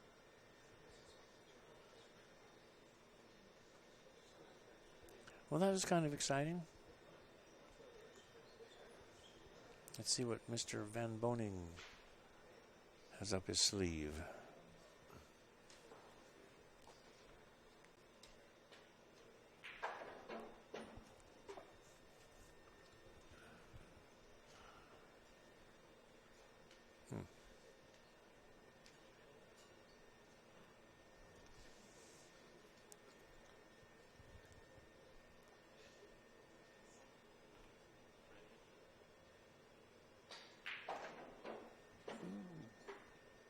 He's going to play that little combination. Yeah. Yeah.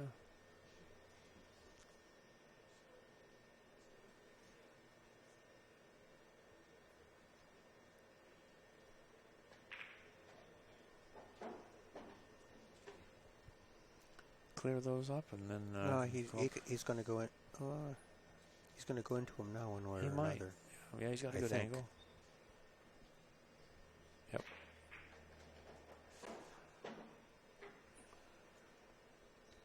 Man. Well, he's actually got 2 balls he can shoot at. So. Yeah. And they were there before he shot, so they were Yeah. holding them in reserve.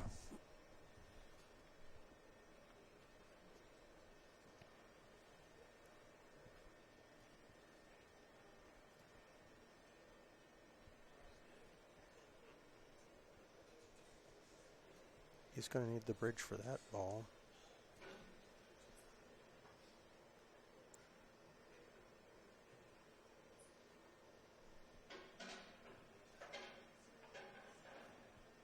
He's going to take the 5 and maybe go into the 12 ball.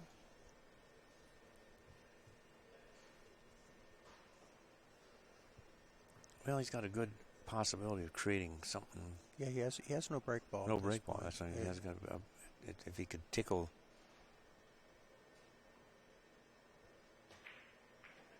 No. Nothing yet either. Mm-mm.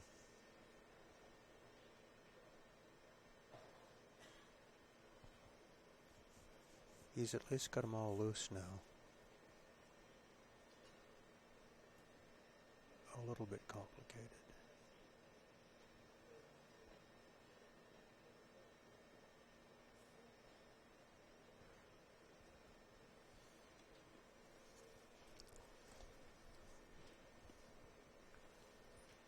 You don't happen to know what shaft size he's playing with, do you? It's just No. looking narrower and narrower. It does look a little narrow.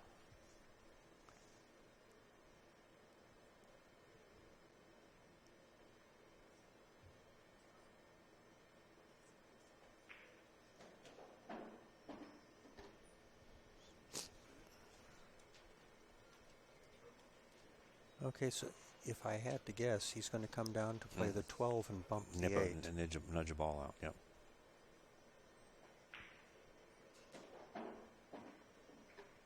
Although he might nudge a ball with the 15. No, going to use the 12. And hopefully we'll have a shot on the 7. Or the 15. Okay. Went out a little far, didn't it? Oh, it's okay. He has to be closer to the rail, but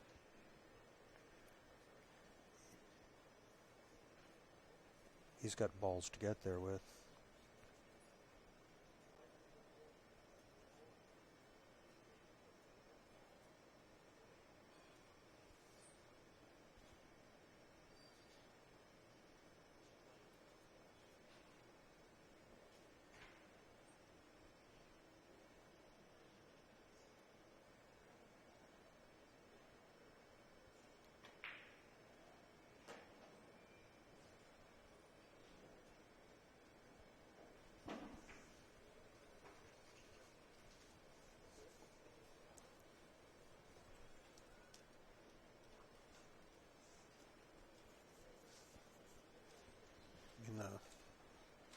The ball that guarantees him an angle, of course, is the 11.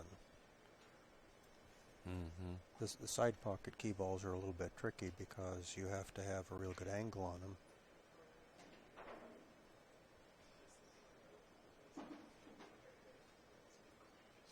So it looks like 3, 15, 7, and 11. That's my guess. I may be right for once. Things are looking up.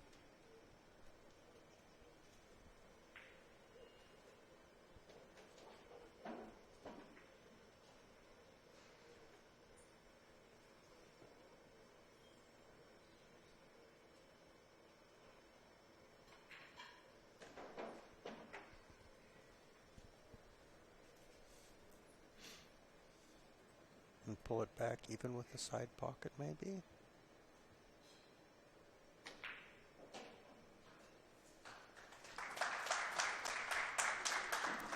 Yeah.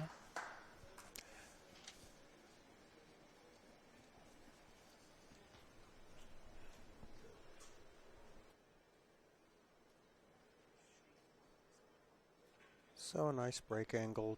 Traditionally, the cue ball would be a third that far from the 8 ball for the break.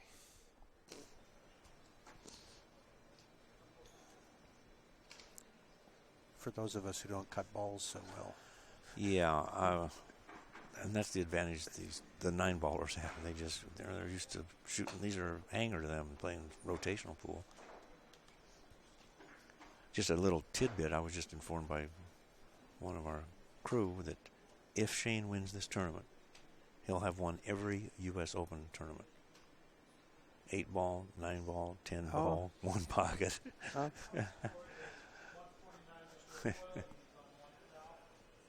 So he's going to draw this ball, it looks like. To me, that's what you're supposed to do. But see, I don't have the experience you guys do. Because I'm closer to the rail here, I would follow the ball. You're guaranteed not to scratch. I got no idea where this ball is going if I draw it. Let's see what he does. That worked out okay. Yeah, it did. It looked like it was spinning, but I'm not sure if it was or not.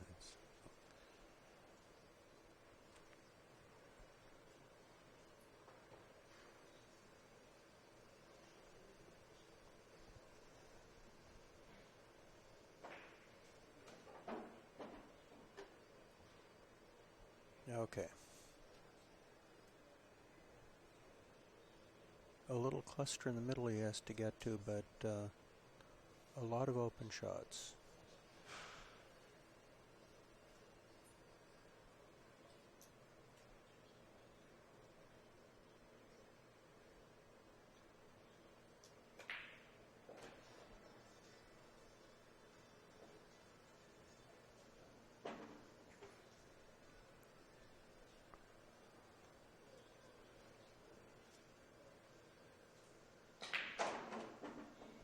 Boy, Sawyer is aiming low on that. Yeah, I was afraid with high ball he's going to just bury in there and get tied up, but he had a little follow, but mostly power. yeah.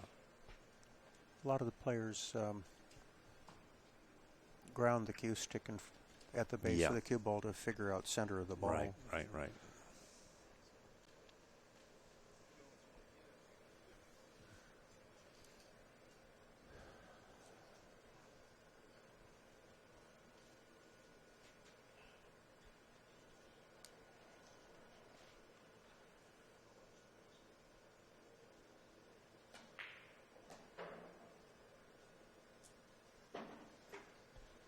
All right, he's got... well, the 4-7. Insurance ball sitting there, but he still has to make a break shot. 4-7 are the closest. They're the good candidate. So's the 9. So, I think he's going to go into the 15 here. It might end up in an okay position, depending on the speed. Ooh. Okay, so that's a little... And he nudged the 7, but it just didn't go out far enough. He could shoot the 9, cue ball, go over to the 2, carry him off of it, and bang into the 4-7 and create one of those. Might get... well, if he gets in the right place to shoot the 4, he can bump the 7. True. So that would be my choice if he can get to it. But he's got to get rid of the 14 first.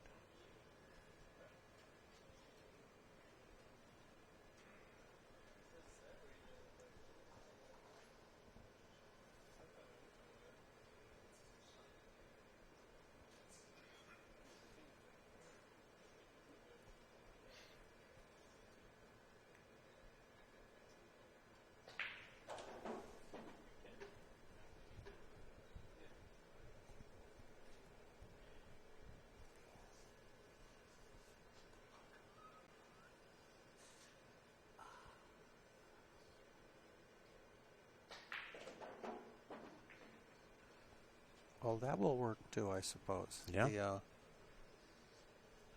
They're both pretty close.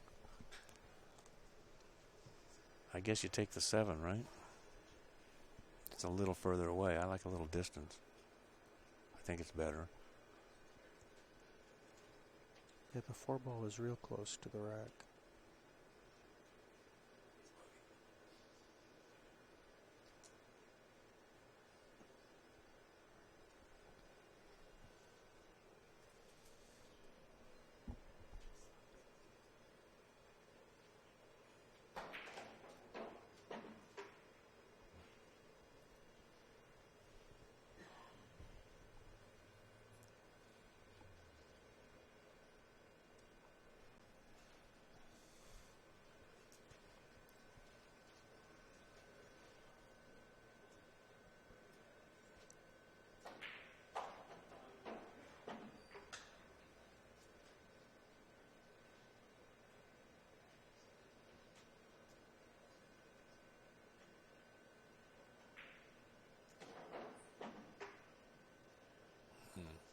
I think he must have been going for the 12 on that one, but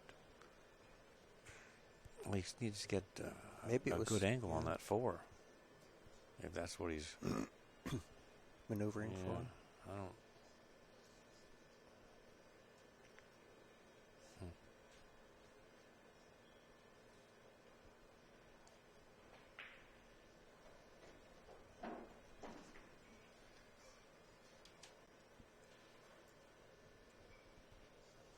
Well, maybe he can he's going to just shoot it. The 4 ball's going to go in this left-hand corner, I think.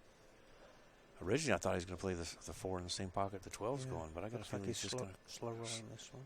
No, that's what he's going to do. Then go to the same corner. Okay.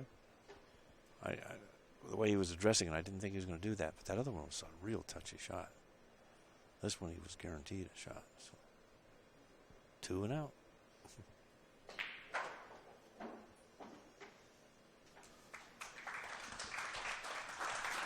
Run of 28.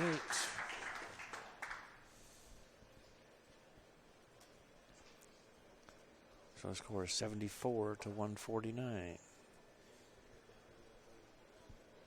Dennis is exactly twice as many points plus 1. I think Shane has only started playing straight pull in the past couple of years. He played... 3-4 years ago. Oh. Yeah. The first time I actually heard of him playing straight pool was at the high run competition at Super Billiards Expo. Oh. And he ran he got, I think he might have got high run, 100 and, I don't know, something. It just, I was there when he was just 3 or 4 years ago? Yeah. And the last time I was there was 3 or 4 years ago. So he was practicing at Steinway about a year ago, and he ran 305. Yeah. Table similar to these, I think. Mm-hmm. Maybe a little tighter. Yeah. I'm not sure what the perfect size for straight pool is. When I went to the 2000 tournament in New York, they were brand new, and they were like 5 1/4, 5 1/8. Well, they were monsters. But I think that's what these are. If you really on the big ones, this one's about 1/8 of an inch tighter. Nice break shot. Give him something. Oh.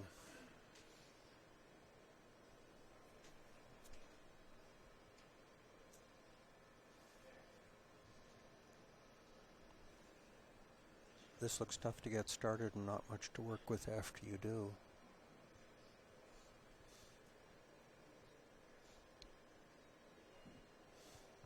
I think you shoot the 4 on the side, and you would hit the, hopefully the 10 and 11, and then have the 6. This 12 is pretty thin. It might be deceiving. Maybe it looks better on the table. I don't know. I if you can see the 10-11 combo, I would almost rather shoot that.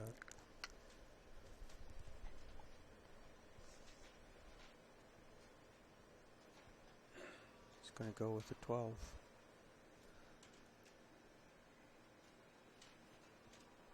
Well, if he spins, it should hit the 11 or the 1.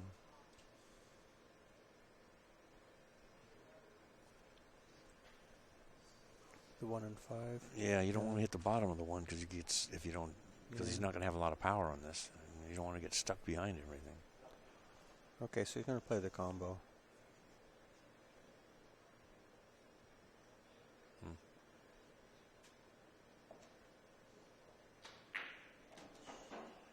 Ouch. That's not right.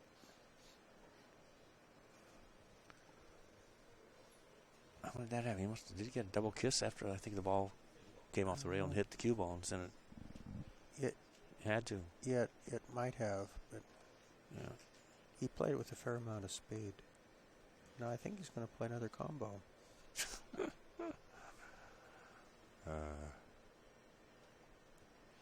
I guess Mosconi's rolling over on this one too, huh?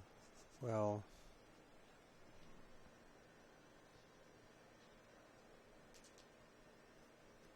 oh, he's trying to keep the run alive. yeah, You can't. right.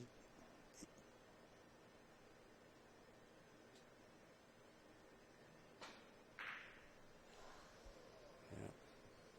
29, 30 ball run, something like that. That's not going to get it. Well, as far as keeping the run alive, he really can't let. Yeah. It doesn't want to let Dennis back to the table, so he has to keep running them. And if he gets into some kind of safety thing, there was no sure safety there, so. There's a limited amount of safeties, though. Most of the time, safeties are just returning safeties. I've only seen 1 or 2 where they're on a run of anything, and then they just play a good safe. Yeah. When I used to hear the horror stories of Irving Crane, he'd run 75 on you and leave you safe, and then run 85 on you and leave you safe, and you never saw error. He just wouldn't give up a ball.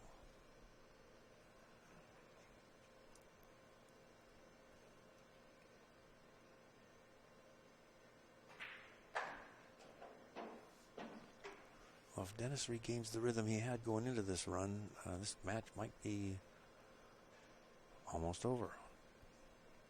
It's never over till it's over. They're both capable, but Shane's struggling a little bit. Yeah.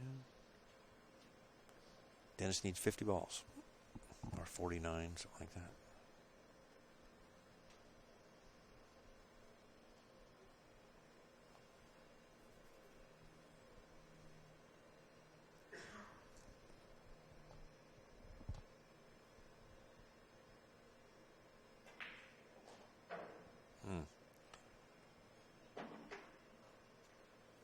Well, I think he wanted to tickle the 1 on that one. I think he had to hit something there. He's got his choice between the combination and the rail first shot. Or the 10. Or is that the 14 sitting loose? Combo. I would have thought he'd go to the rail first. He was shooting those really, I believe he was the person that shot those really well a couple of games. Had like 3 of them. Oh, it's ended up in the right spot.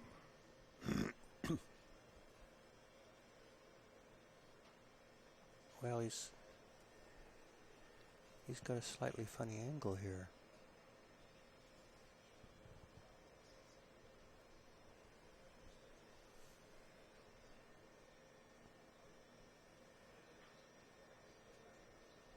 And if he plays the 14, he's going to run into stuff. He could play the 3-ball combo. Sure. And, that's probably not a bad choice because the 14, you're going to hit the 13. You could mess that up.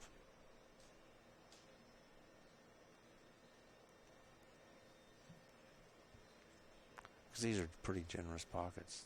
It'd be hard to miss the combo. So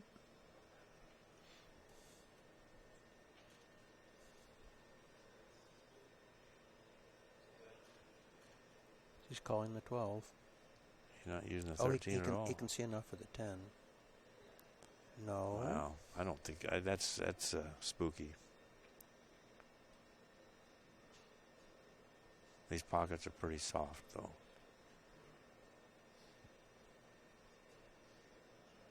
But I'm with you. Shoot it with a 13. And come around. Bring the cue ball to the middle of the table. There you go.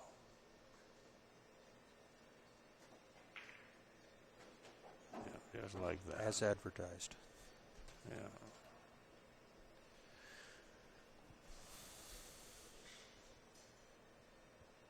All right, Bob, where's his break ball?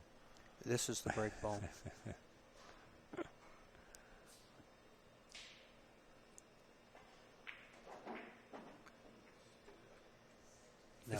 Now his next break ball. 15 is okay. Yeah.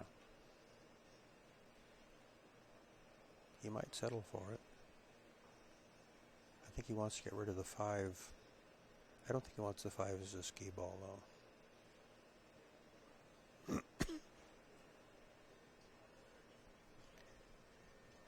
And he's got the 15 or the 14, 13 to deal with.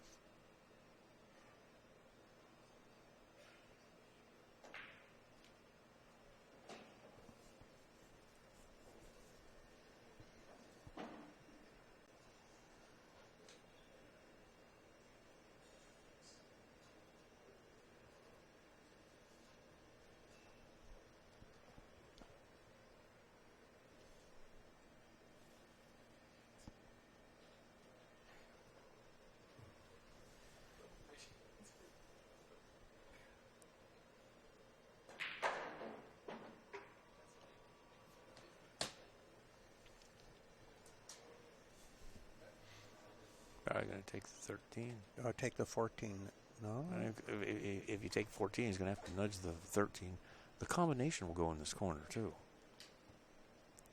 But he shot the 13. He's not nudging any balls. That's all. Yeah.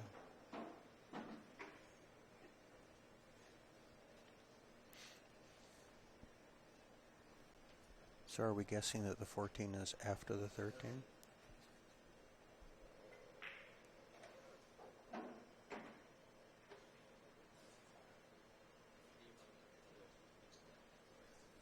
No, we're not.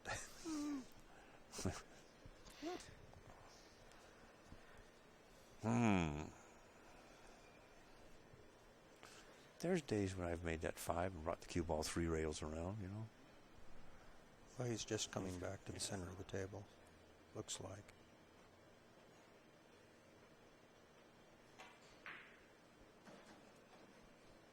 And 2 and out.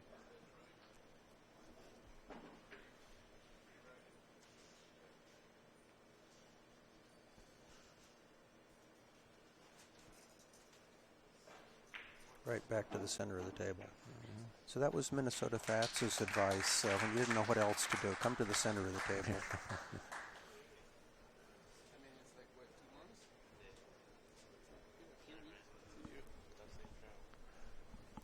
Thanks.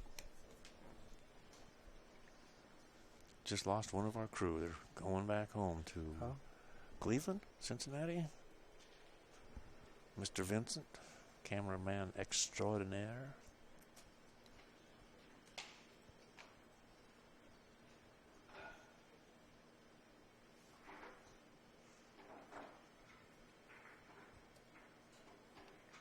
Playing for 39 balls.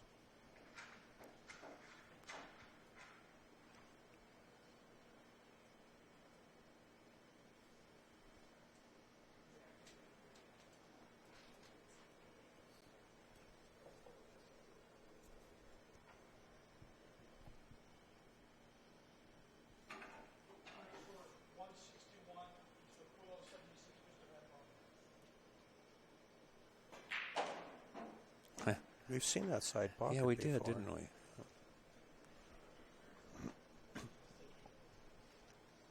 Flirting with the side pocket, but he's okay. He's got shots. He's got a ball hung up in the hole, easy combo.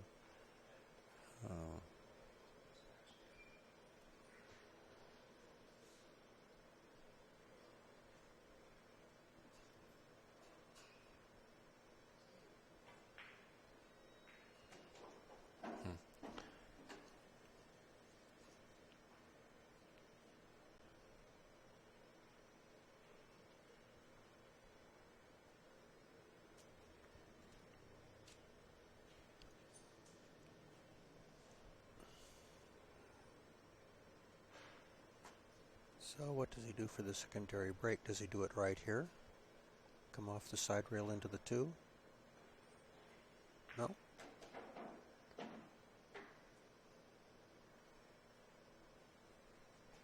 Maybe here? I don't think he's got enough. Wrong angle from the 4? I think he needs a little bit more, a little straighter. Can't quite hit the 8.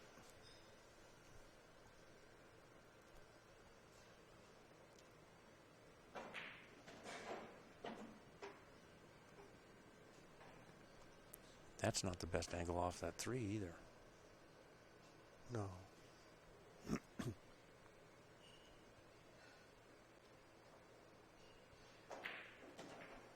Yeah.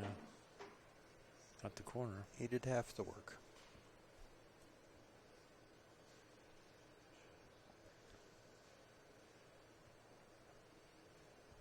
I think you shoot the 1 on the side here, either before or after the 2 ball. Well, I think you might as well get rid of the 2 since Yeah, you're here. I agree. Oh, we forget the 1. I was coming around from the 7 for something. Probably can take another crack at the 4. No, or the 13? Well, he's shooting the 4 now. You mean the 12? No, I think he's shooting the 4. He could shoot the 12, obviously. It's a gimme. But No, you're right. The 12 is difficult to play any kind of position from. and if he was going for the 13, he's going to take another swing at the 13.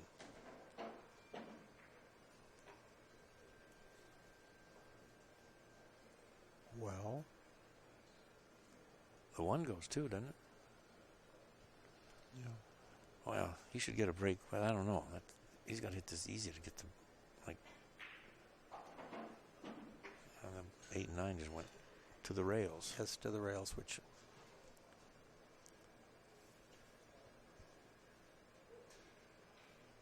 they are break shots, but they're not what you want to break with.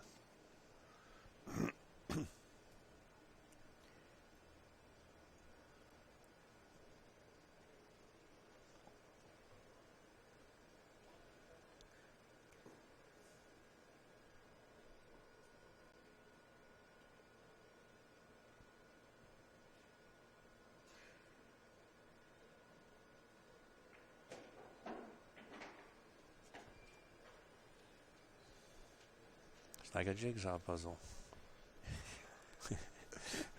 With all the pieces turned over.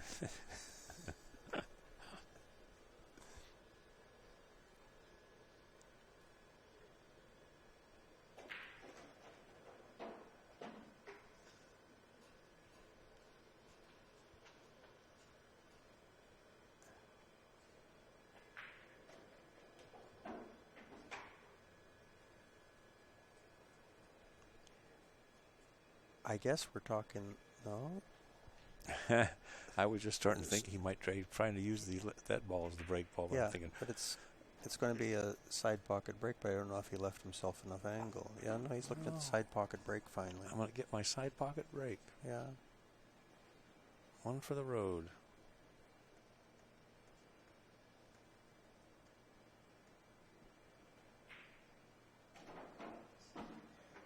Yeah, sure enough. Well, that gives Dennis 175, Shane's 76. Dennis is on a small run at about 25 balls or something like that, 30 balls. Yeah, from here I like to play this with plenty of follow and kind of go through the balls a second time. Yeah. High right? No, just plain follow is Just sufficient. plain. You probably won't get to a cushion because you're going to go into the full Oh, yeah, rack. you're gonna and then you fight. go Yeah. through the rack and fight through the rack. But we'll see how he does it.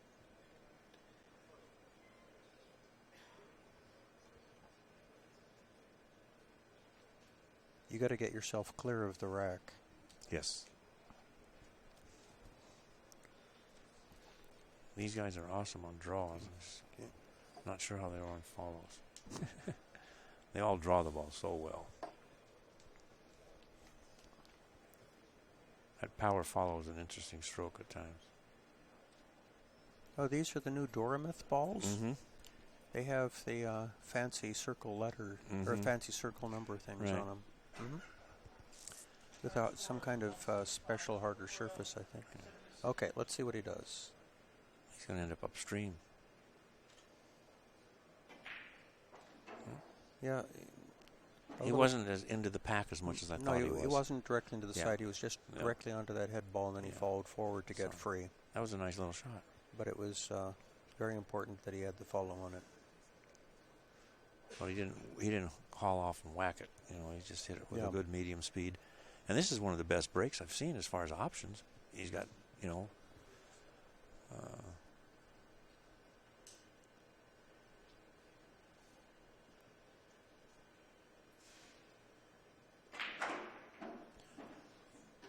so he needs this rack and most of the next rack. Right. Yeah, 11. Well, so he's got a little cluster there of balls. This rack on 11.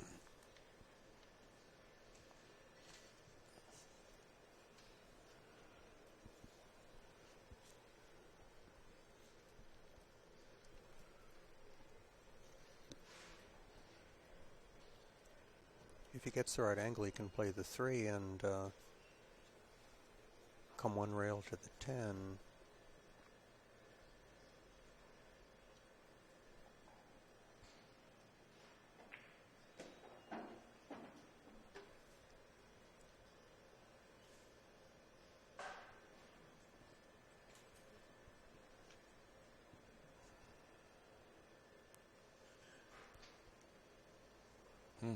He's going to shoot the 9 now?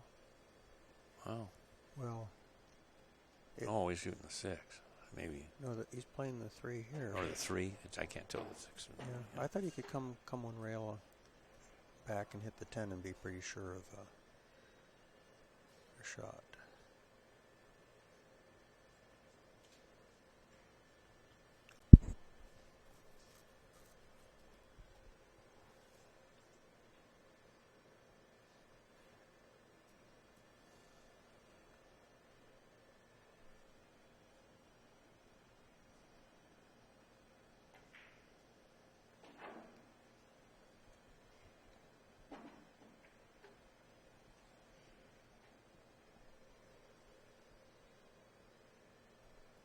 He's going to break him here.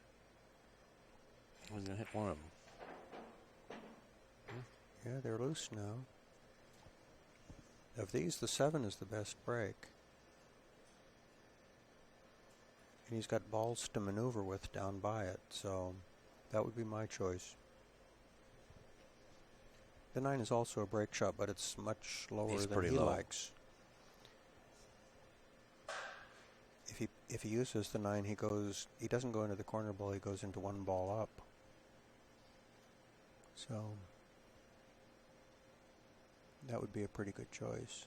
Okay, well, let's see what he does.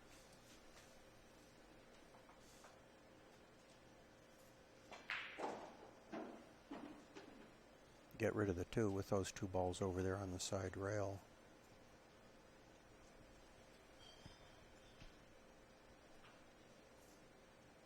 That's the only real complication he has at this point, I think. Then the 11, I think. No. Even I know he's got the 10 or the 12 there too, but oh, there goes your 7. 7.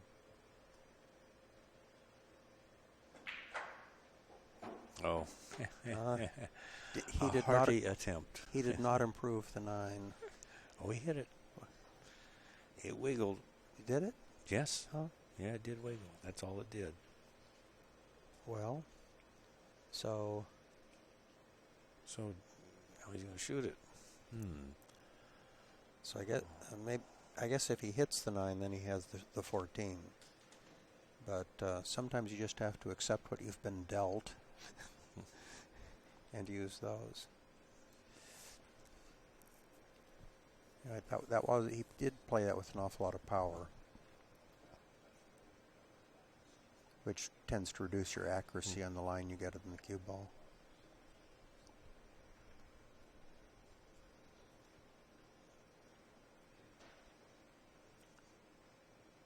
And he could play the side pocket break again with the 14. 13 is his last ball. Absolutely could. It's another guess, folks.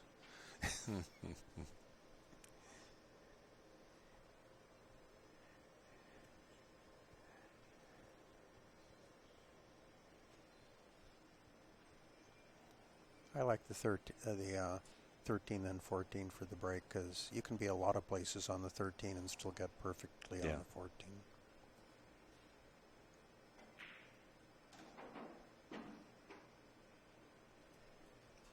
But we're not going to see it. No, he was playing position on those balls. I'm not sure. And he didn't get it. Yeah, 50-yard line. He's okay for the 14. They'll just have to shoot the 13 in this back corner if he elects to go that way. Touch a draw.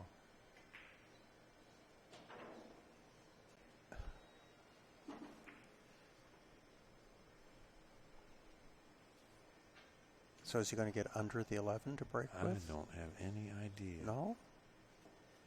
He could also break with the 8, but... That's not... No, he's not. He's going to break with the 11. So 8, 10, and then get under the 11, so he has to be able to draw off the 10 or 12, whichever it is, and get onto the cushion.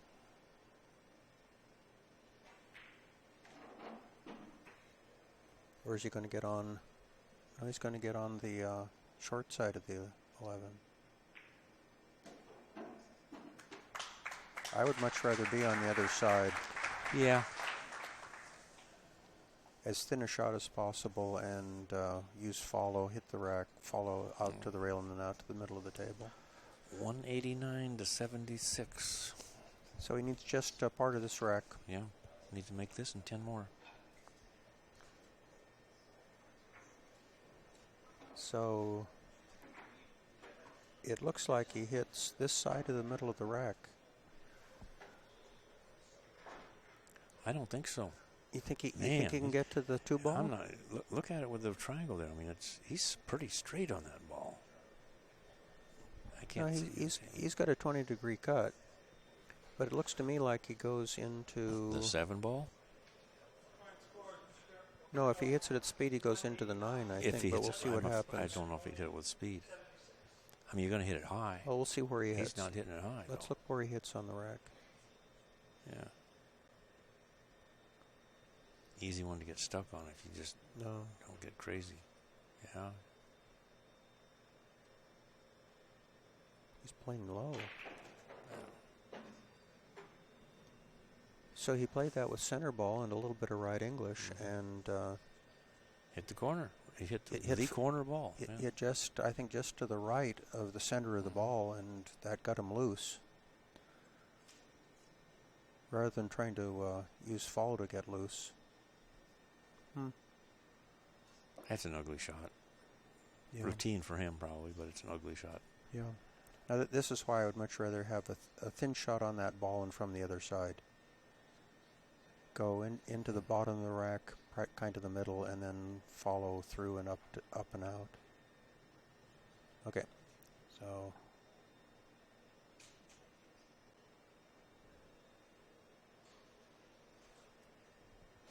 this is a pretty important shot.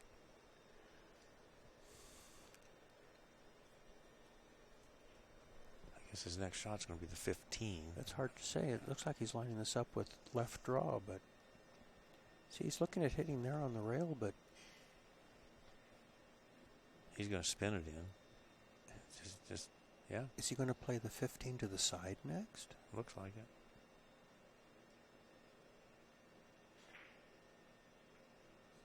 Oops. Well, if only he had taken my advice about which side of the 11 to get I on. think you should send him a text. Yeah. Obviously, you'll send it in their native language, Tagalog, yes.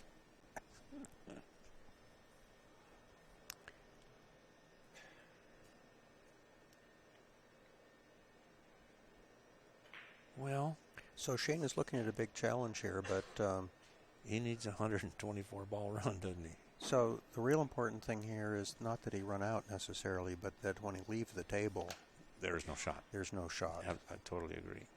So And quit getting so aggressive when those questions. Well, any miss is going to be a loss. And it's it's easy to say don't miss. Yeah. don't miss, but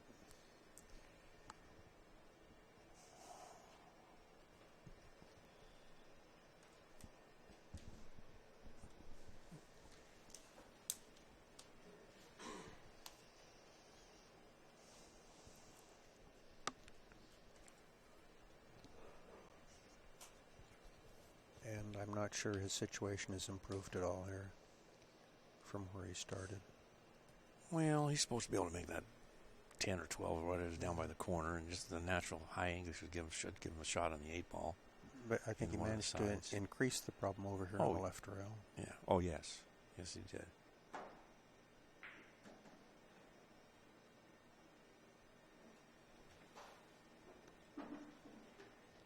So it looks like he can get down there and break with the 2 from He the could- 12. Sure, he could shoot the 8, follow it up a touch, use the 1 ball, and break across. Break that way too. Just tap him. You don't want to get crazy, because if you hit the wrong side of the 4, the cue ball's And going of to course, go way upstream. The disadvantage of breaking with the 2 from the 12 is that you move the balls over, more balls over to the side rail. Yeah. I'm not saying which is best, but Yeah. he needs to get loose right now. He's pretty tight. Yeah. He needs to.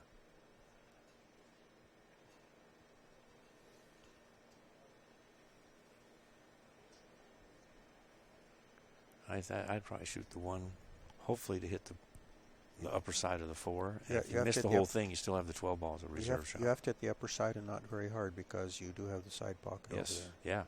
Yeah, you don't want to hit it very hard, because otherwise you'll be looking at a 9-foot shot.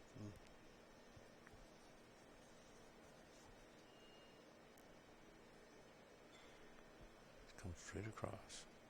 Well, Oh, he's going for the 10 or 12 or whatever it is.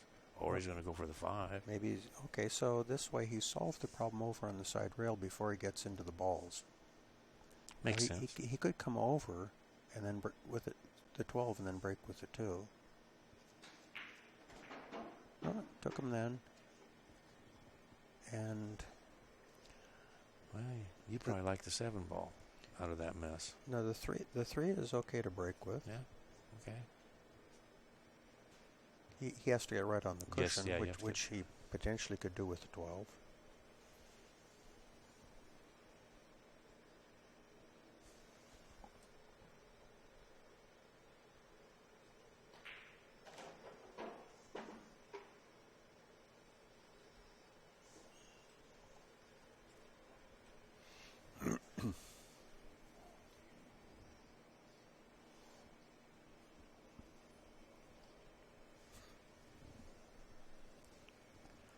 I wonder what the odds of him running out from here are.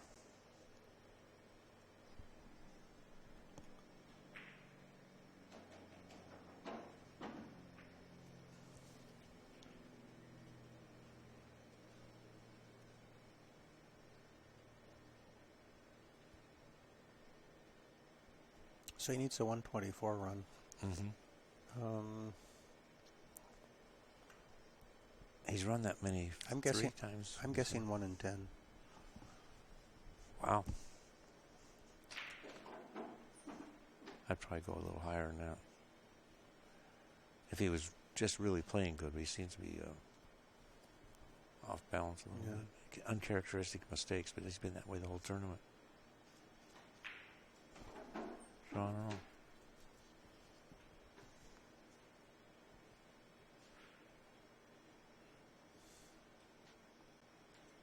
One in 10. So as advertised, he's going to Use the 3 play ball. 14, 9, 12. And he has to be real careful to stay on the correct side of the 12. He can't get on the cushion. That would be the disaster here.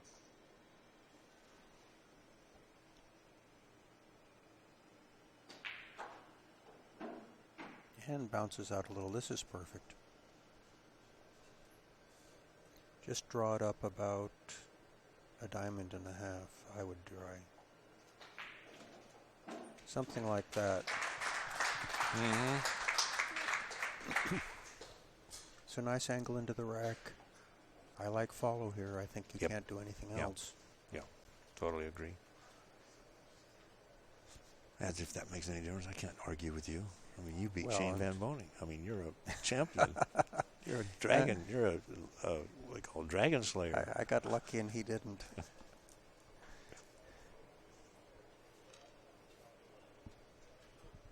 Yeah, I did beat him, and I beat him with 20 and 30 ball runs, which was enough. He missed a couple balls and had a couple of real nasty scratches. So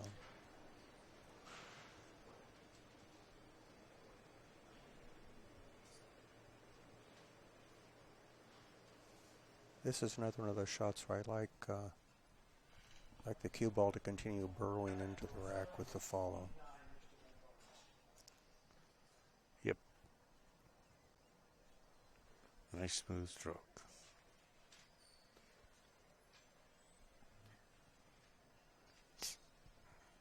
So he only needs 111. Only.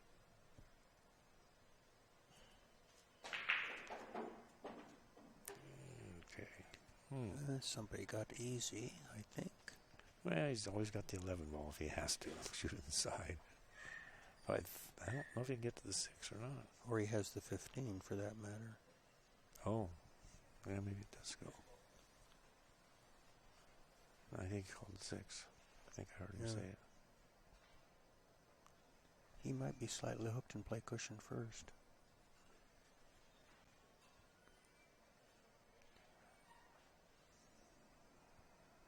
I hate to say it. I thought he was No, with he's the playing combination. the combination. I just don't get it.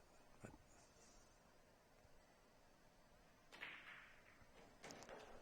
those shots are so hard for me, and they just make them like they're nothing.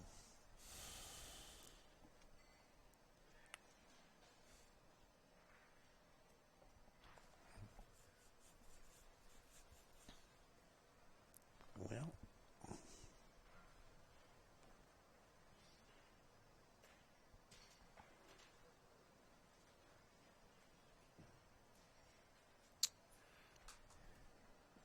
Well, he managed to create a problem over there when yes, he did. 10-5. Well, just have to take care of it in a minute.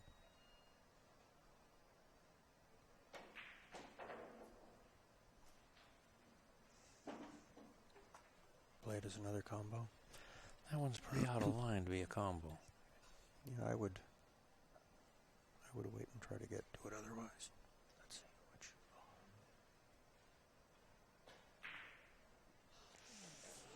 Lordy, lordy. I didn't think that one was going to fall. And the cue ball got a little help not scratching on the way down. It was exciting.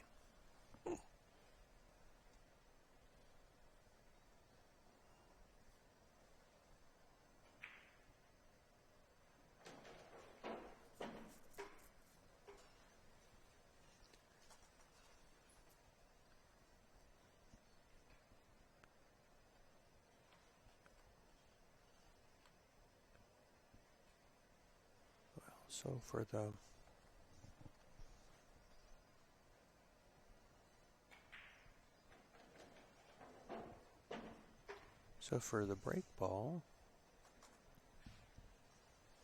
I think we have to be talking 8 or maybe 15 behind the rack.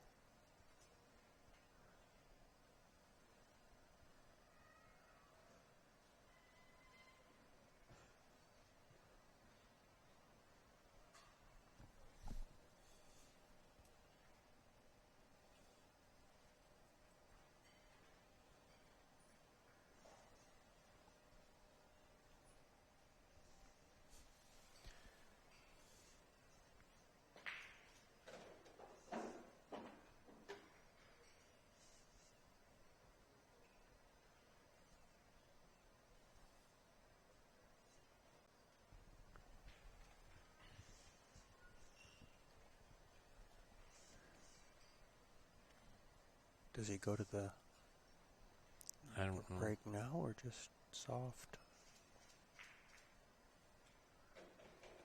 And break them here.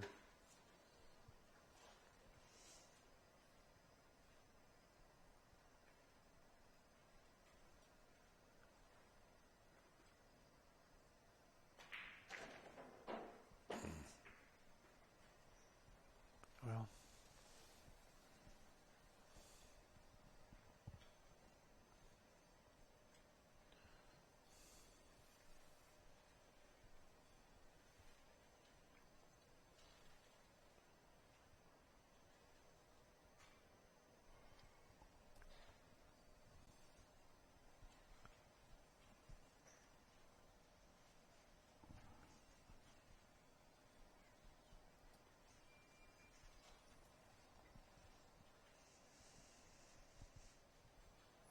so it looks like he is playing for the 8 ball as his break shot.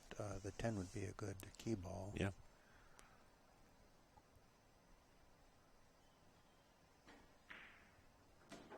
But he has this pesky 5 ball to deal with. Maybe go over to the side rail now. Get rid of the 5. Well, it's not a good. There's no time's a good time, but I guess this is probably the right time. Huh? Yep.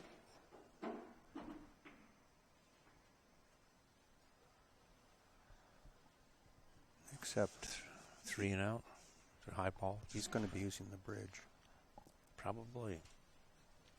American players need. This would be awkward in this position too, but So need to learn how to use shoot left-handed better. But he's So rather than that, it's, well, this one he doesn't have to move the cue ball very far. he's gonna go for the 5 now.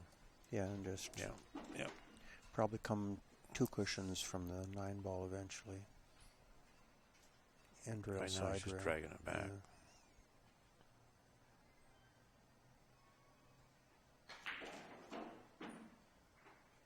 Yeah, just play it with 2? left follow and come down, yeah.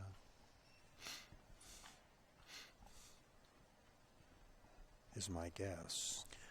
There was one of the other players earlier had a shot like similar to this, and he did 1 rail. It was Kiamko. Just draw it to the side. You know, he went straight to the rail right there, and just with a little bit of right, Yeah. But just there, to straighten it out. he's running all exactly along the line he wants, Right, and it's yeah. perfect. Yes. They have a huge margin of error because it's just distance. I mean, they still have an angle. It's got 3 feet, 4 Yeah. feet. It's pretty much the natural angle to follow through. Yeah. Well, What's that, like 103? it's Second rack, isn't it? They'll change it in a Oh, second. yeah.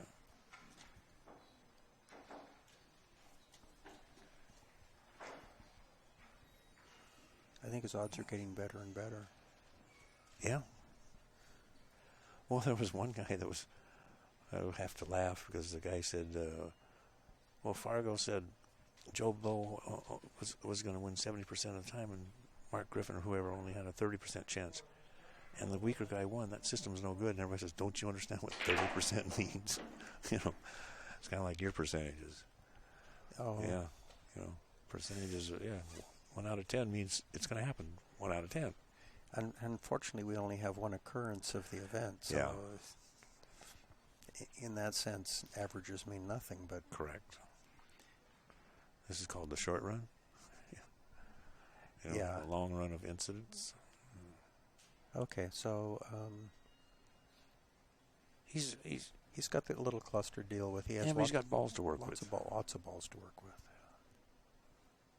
He just doesn't get careless. Sometimes these guys are missing shots they got, like you and me, no business missing. So it looks like he has the 11 to push balls over, break with the, or move him with the 14. If he can hold it for the 11, that's what I like here because he's guaranteed a shot afterwards. What is he doing? Can he see through that for the 15? No, he's played the combination. And Is that abnormal? Why do these people don't? I didn't realize they played this many combinations. So, Speak up.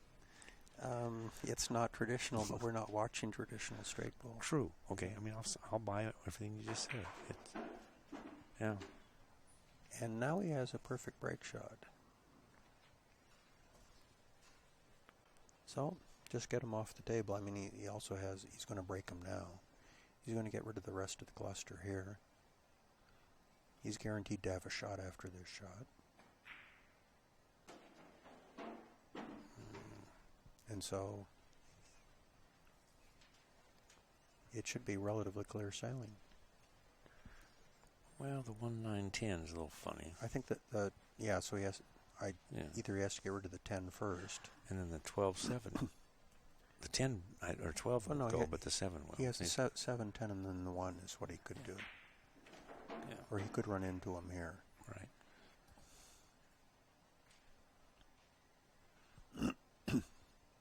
But the 7, 10, 1, then he doesn't have any balls touching or close.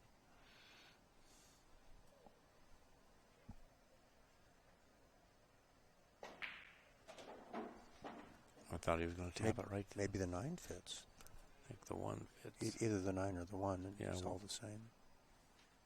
Yeah, 7, 10, 9, 10, 1. And then the 9 coming back, I think. No? I would have drifted forward for the 9 at that point. Yeah, the 4's a little tricky. When it's on the rail like that, it's hard to... Yeah, that's a 2, but... Or 2, yeah. And if I had to guess, the 3 ball is going to be a ski ball.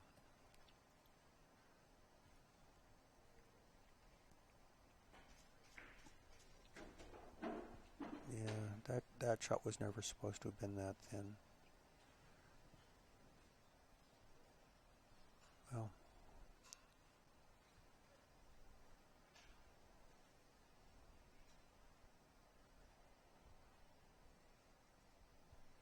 So from an old-timer's perspective, that's where the modern players really have to tighten up their game. They have to figure out how to move the cue ball a lot less.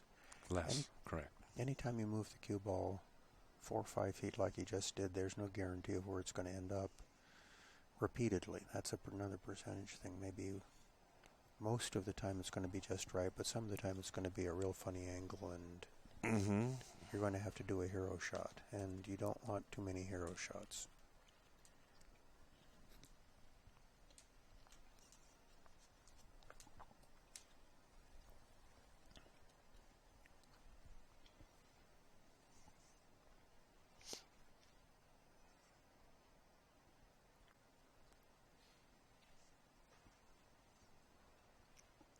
I don't see the problem just shooting the 9 with a little inside, shoot the 15.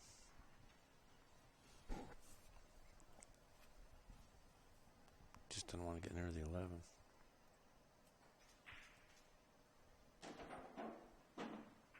He heard you. I would have used a little inside. He didn't use any inside. Oh.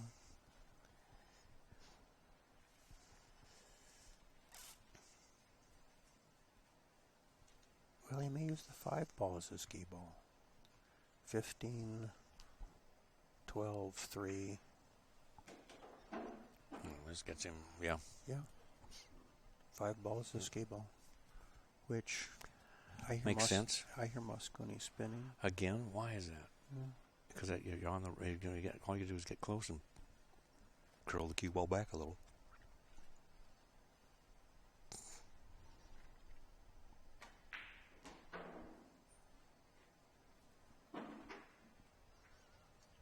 And he's perfect. Perfect on the 3 to use it. But he also went how many feet to get to the 3? Yeah, but that's the angle was so generous. Yeah, it is generous. Yeah. It's close to the pocket. Yeah. But lots of times, side pocket shots,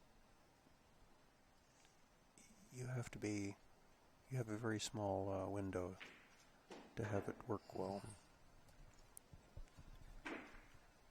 He'll be all right, but I think he wanted to go a touch further. Yeah, maybe add a little skid. It sounded a clinky. It sounded that clunk sound. Yep. relax. With less angle, he could have come back even with the side and had a somewhat easier shot for the... Okay, well, his odds are improving. I think they're still 10-1. Oh, really? Yeah. Because now he only needs 83, and I think that's... You want to bet dinner on it? I can't eat 10 dinners. Oh. Well, actually, if I lost, you can't eat 10 dinners.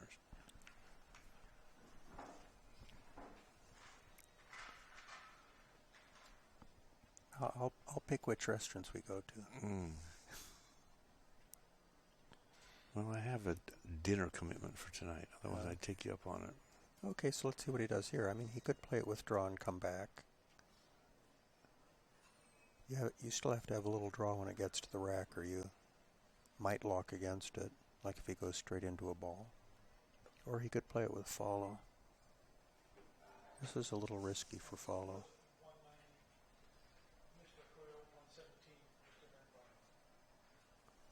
Also watch what speed he plays at. Well, he's going to hit at medium speed. I don't think he's going to kill it, but he's not going to hit it soft. I thought he was winding up on that one. That's called aiming, Bob. No. What?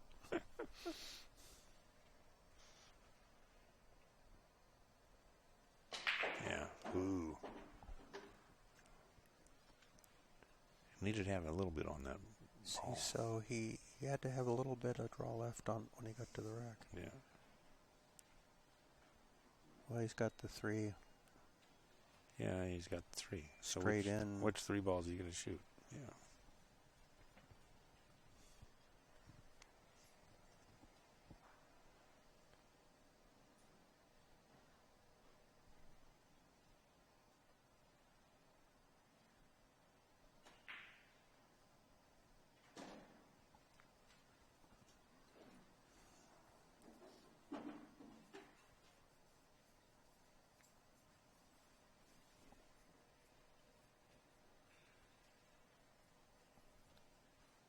And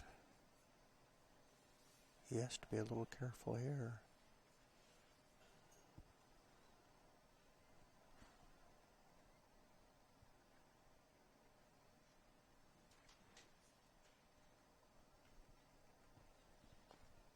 He could stay up table. He's got the 10 and the 14 if he's up table.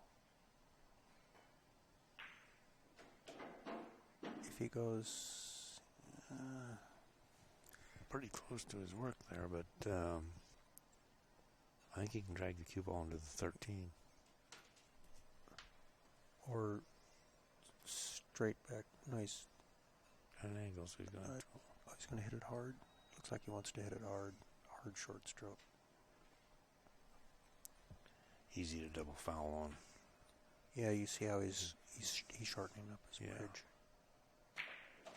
Oof. He didn't hit the 13. He hit the 9. If he hit 13, he wouldn't have got stuck like that. I guess I'll have to start giving straight pool lessons as soon as I learn how to play. Well, so this is the situation where he can't leave on a miss. Even if he has to take three intentionals and shoot an opening break shot.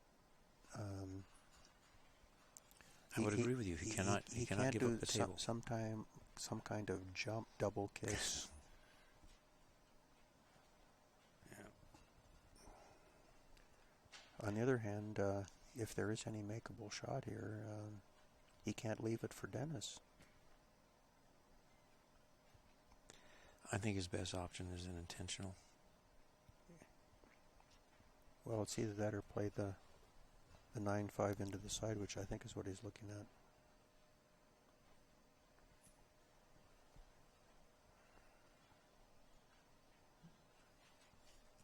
And unfortunately, there are 10 balls on the table, so if Dennis gets up, he doesn't need to break the rack. Very good point. So if you get Dennis on, have Dennis take 2 fouls, then he needs more balls than are on the table. Of course, if you get 3 fouls, you're looking at... Yeah, changes the whole thing. Anytime I get in a trap like that, take an intentional foul. hopefully the other guy will take, like you say, take 1, 2, or 3 because he needs more balls that way. Yeah, the only reason not to is if you think that Dennis will make the 9-5 combination, in which case you have to figure out something else to do. Well, all he's got to do is nudge the cue ball. Well, but tap it. You can take that out of play. But it's so close to available shots, he can't move it. He can't move it much. I think he could push it towards the 13. No, then the 12 is free. Yeah, as long as you don't get He's past going to play the 5.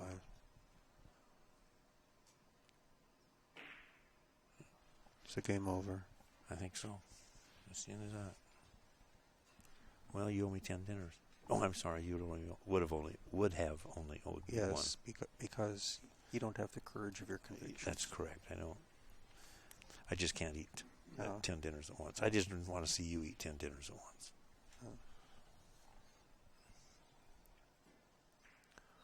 Next time you come to Vegas, I'll treat you to dinner. Oh, you're on record for that. I am. We have McDonald's. Okay, so Dennis has the very slight problem of breaking apart the 2-7. Obviously, Shane and some of the boys need to learn how to understand the racks better for breaking purposes. This is like a 95% out, maybe 99%. Nobody's touching. He has 1 except the 2, and he has 1 problem.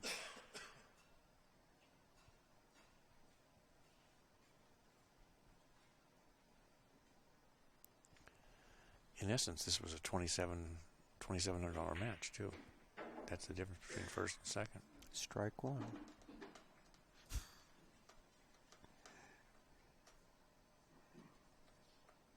I like to get a few balls out of the way first so that when I do break them, things aren't blocking. You know, don't get all of them out of the way because you want those insurance balls. But get some of them out of the way.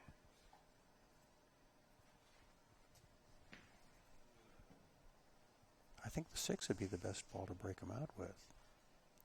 Well, doesn't the 7-2 throw it? Doesn't it go in? Isn't it good for the corner? No, I don't think so. I think from the camera angle I'm looking at, it looks like it goes.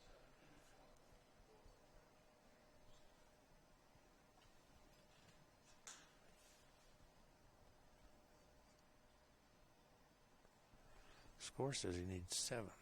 I think they're. Yeah, that's right. That's right. He didn't need the break. He needs one of the pair. Yeah.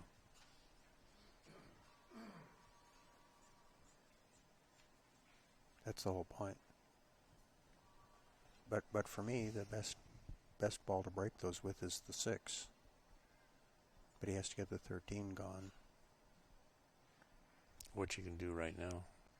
Well, if he can get it straight in on the 13. Yeah. Maybe he's going to try to break him now. I think he has an angle to hit him with follow. I think he does too, and he'd be hitting. And then he's probably the proper side of the 7, as long as they don't stack upon himself. And he's got the 12 as a safety valve by the side pocket. Yeah. So if he does, I'm betting the 2 ball goes straight for the pocket.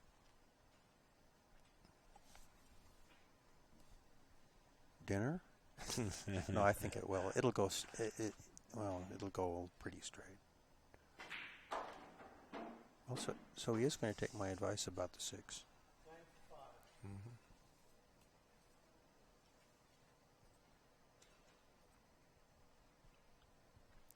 But he had an angle to get him with follow, I thought. I just didn't want to get stuck. See, he's just going to play the shot. As I said, it was a not dead, but a throw shot. It was just there. Ooh. Oh, he's okay. Yeah, they lined up. Yeah. Well, you can play him now, but they also lined up dead to the pocket. True. They almost landed on top of each other, though.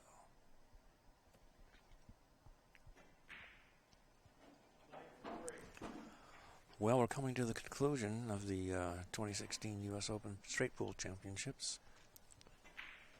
I want to thank everybody for tuning in. It'll be a little noisy when this gets another shot or so. Remember our sponsors, CSI, Pool Table Magic, Tiger Q Products, OBQs, Aramith, and Simonis. And we appreciate everybody's support. And we have a new champion, or a champion. The last time that the U.S. Open straight tour was played was UGC won it.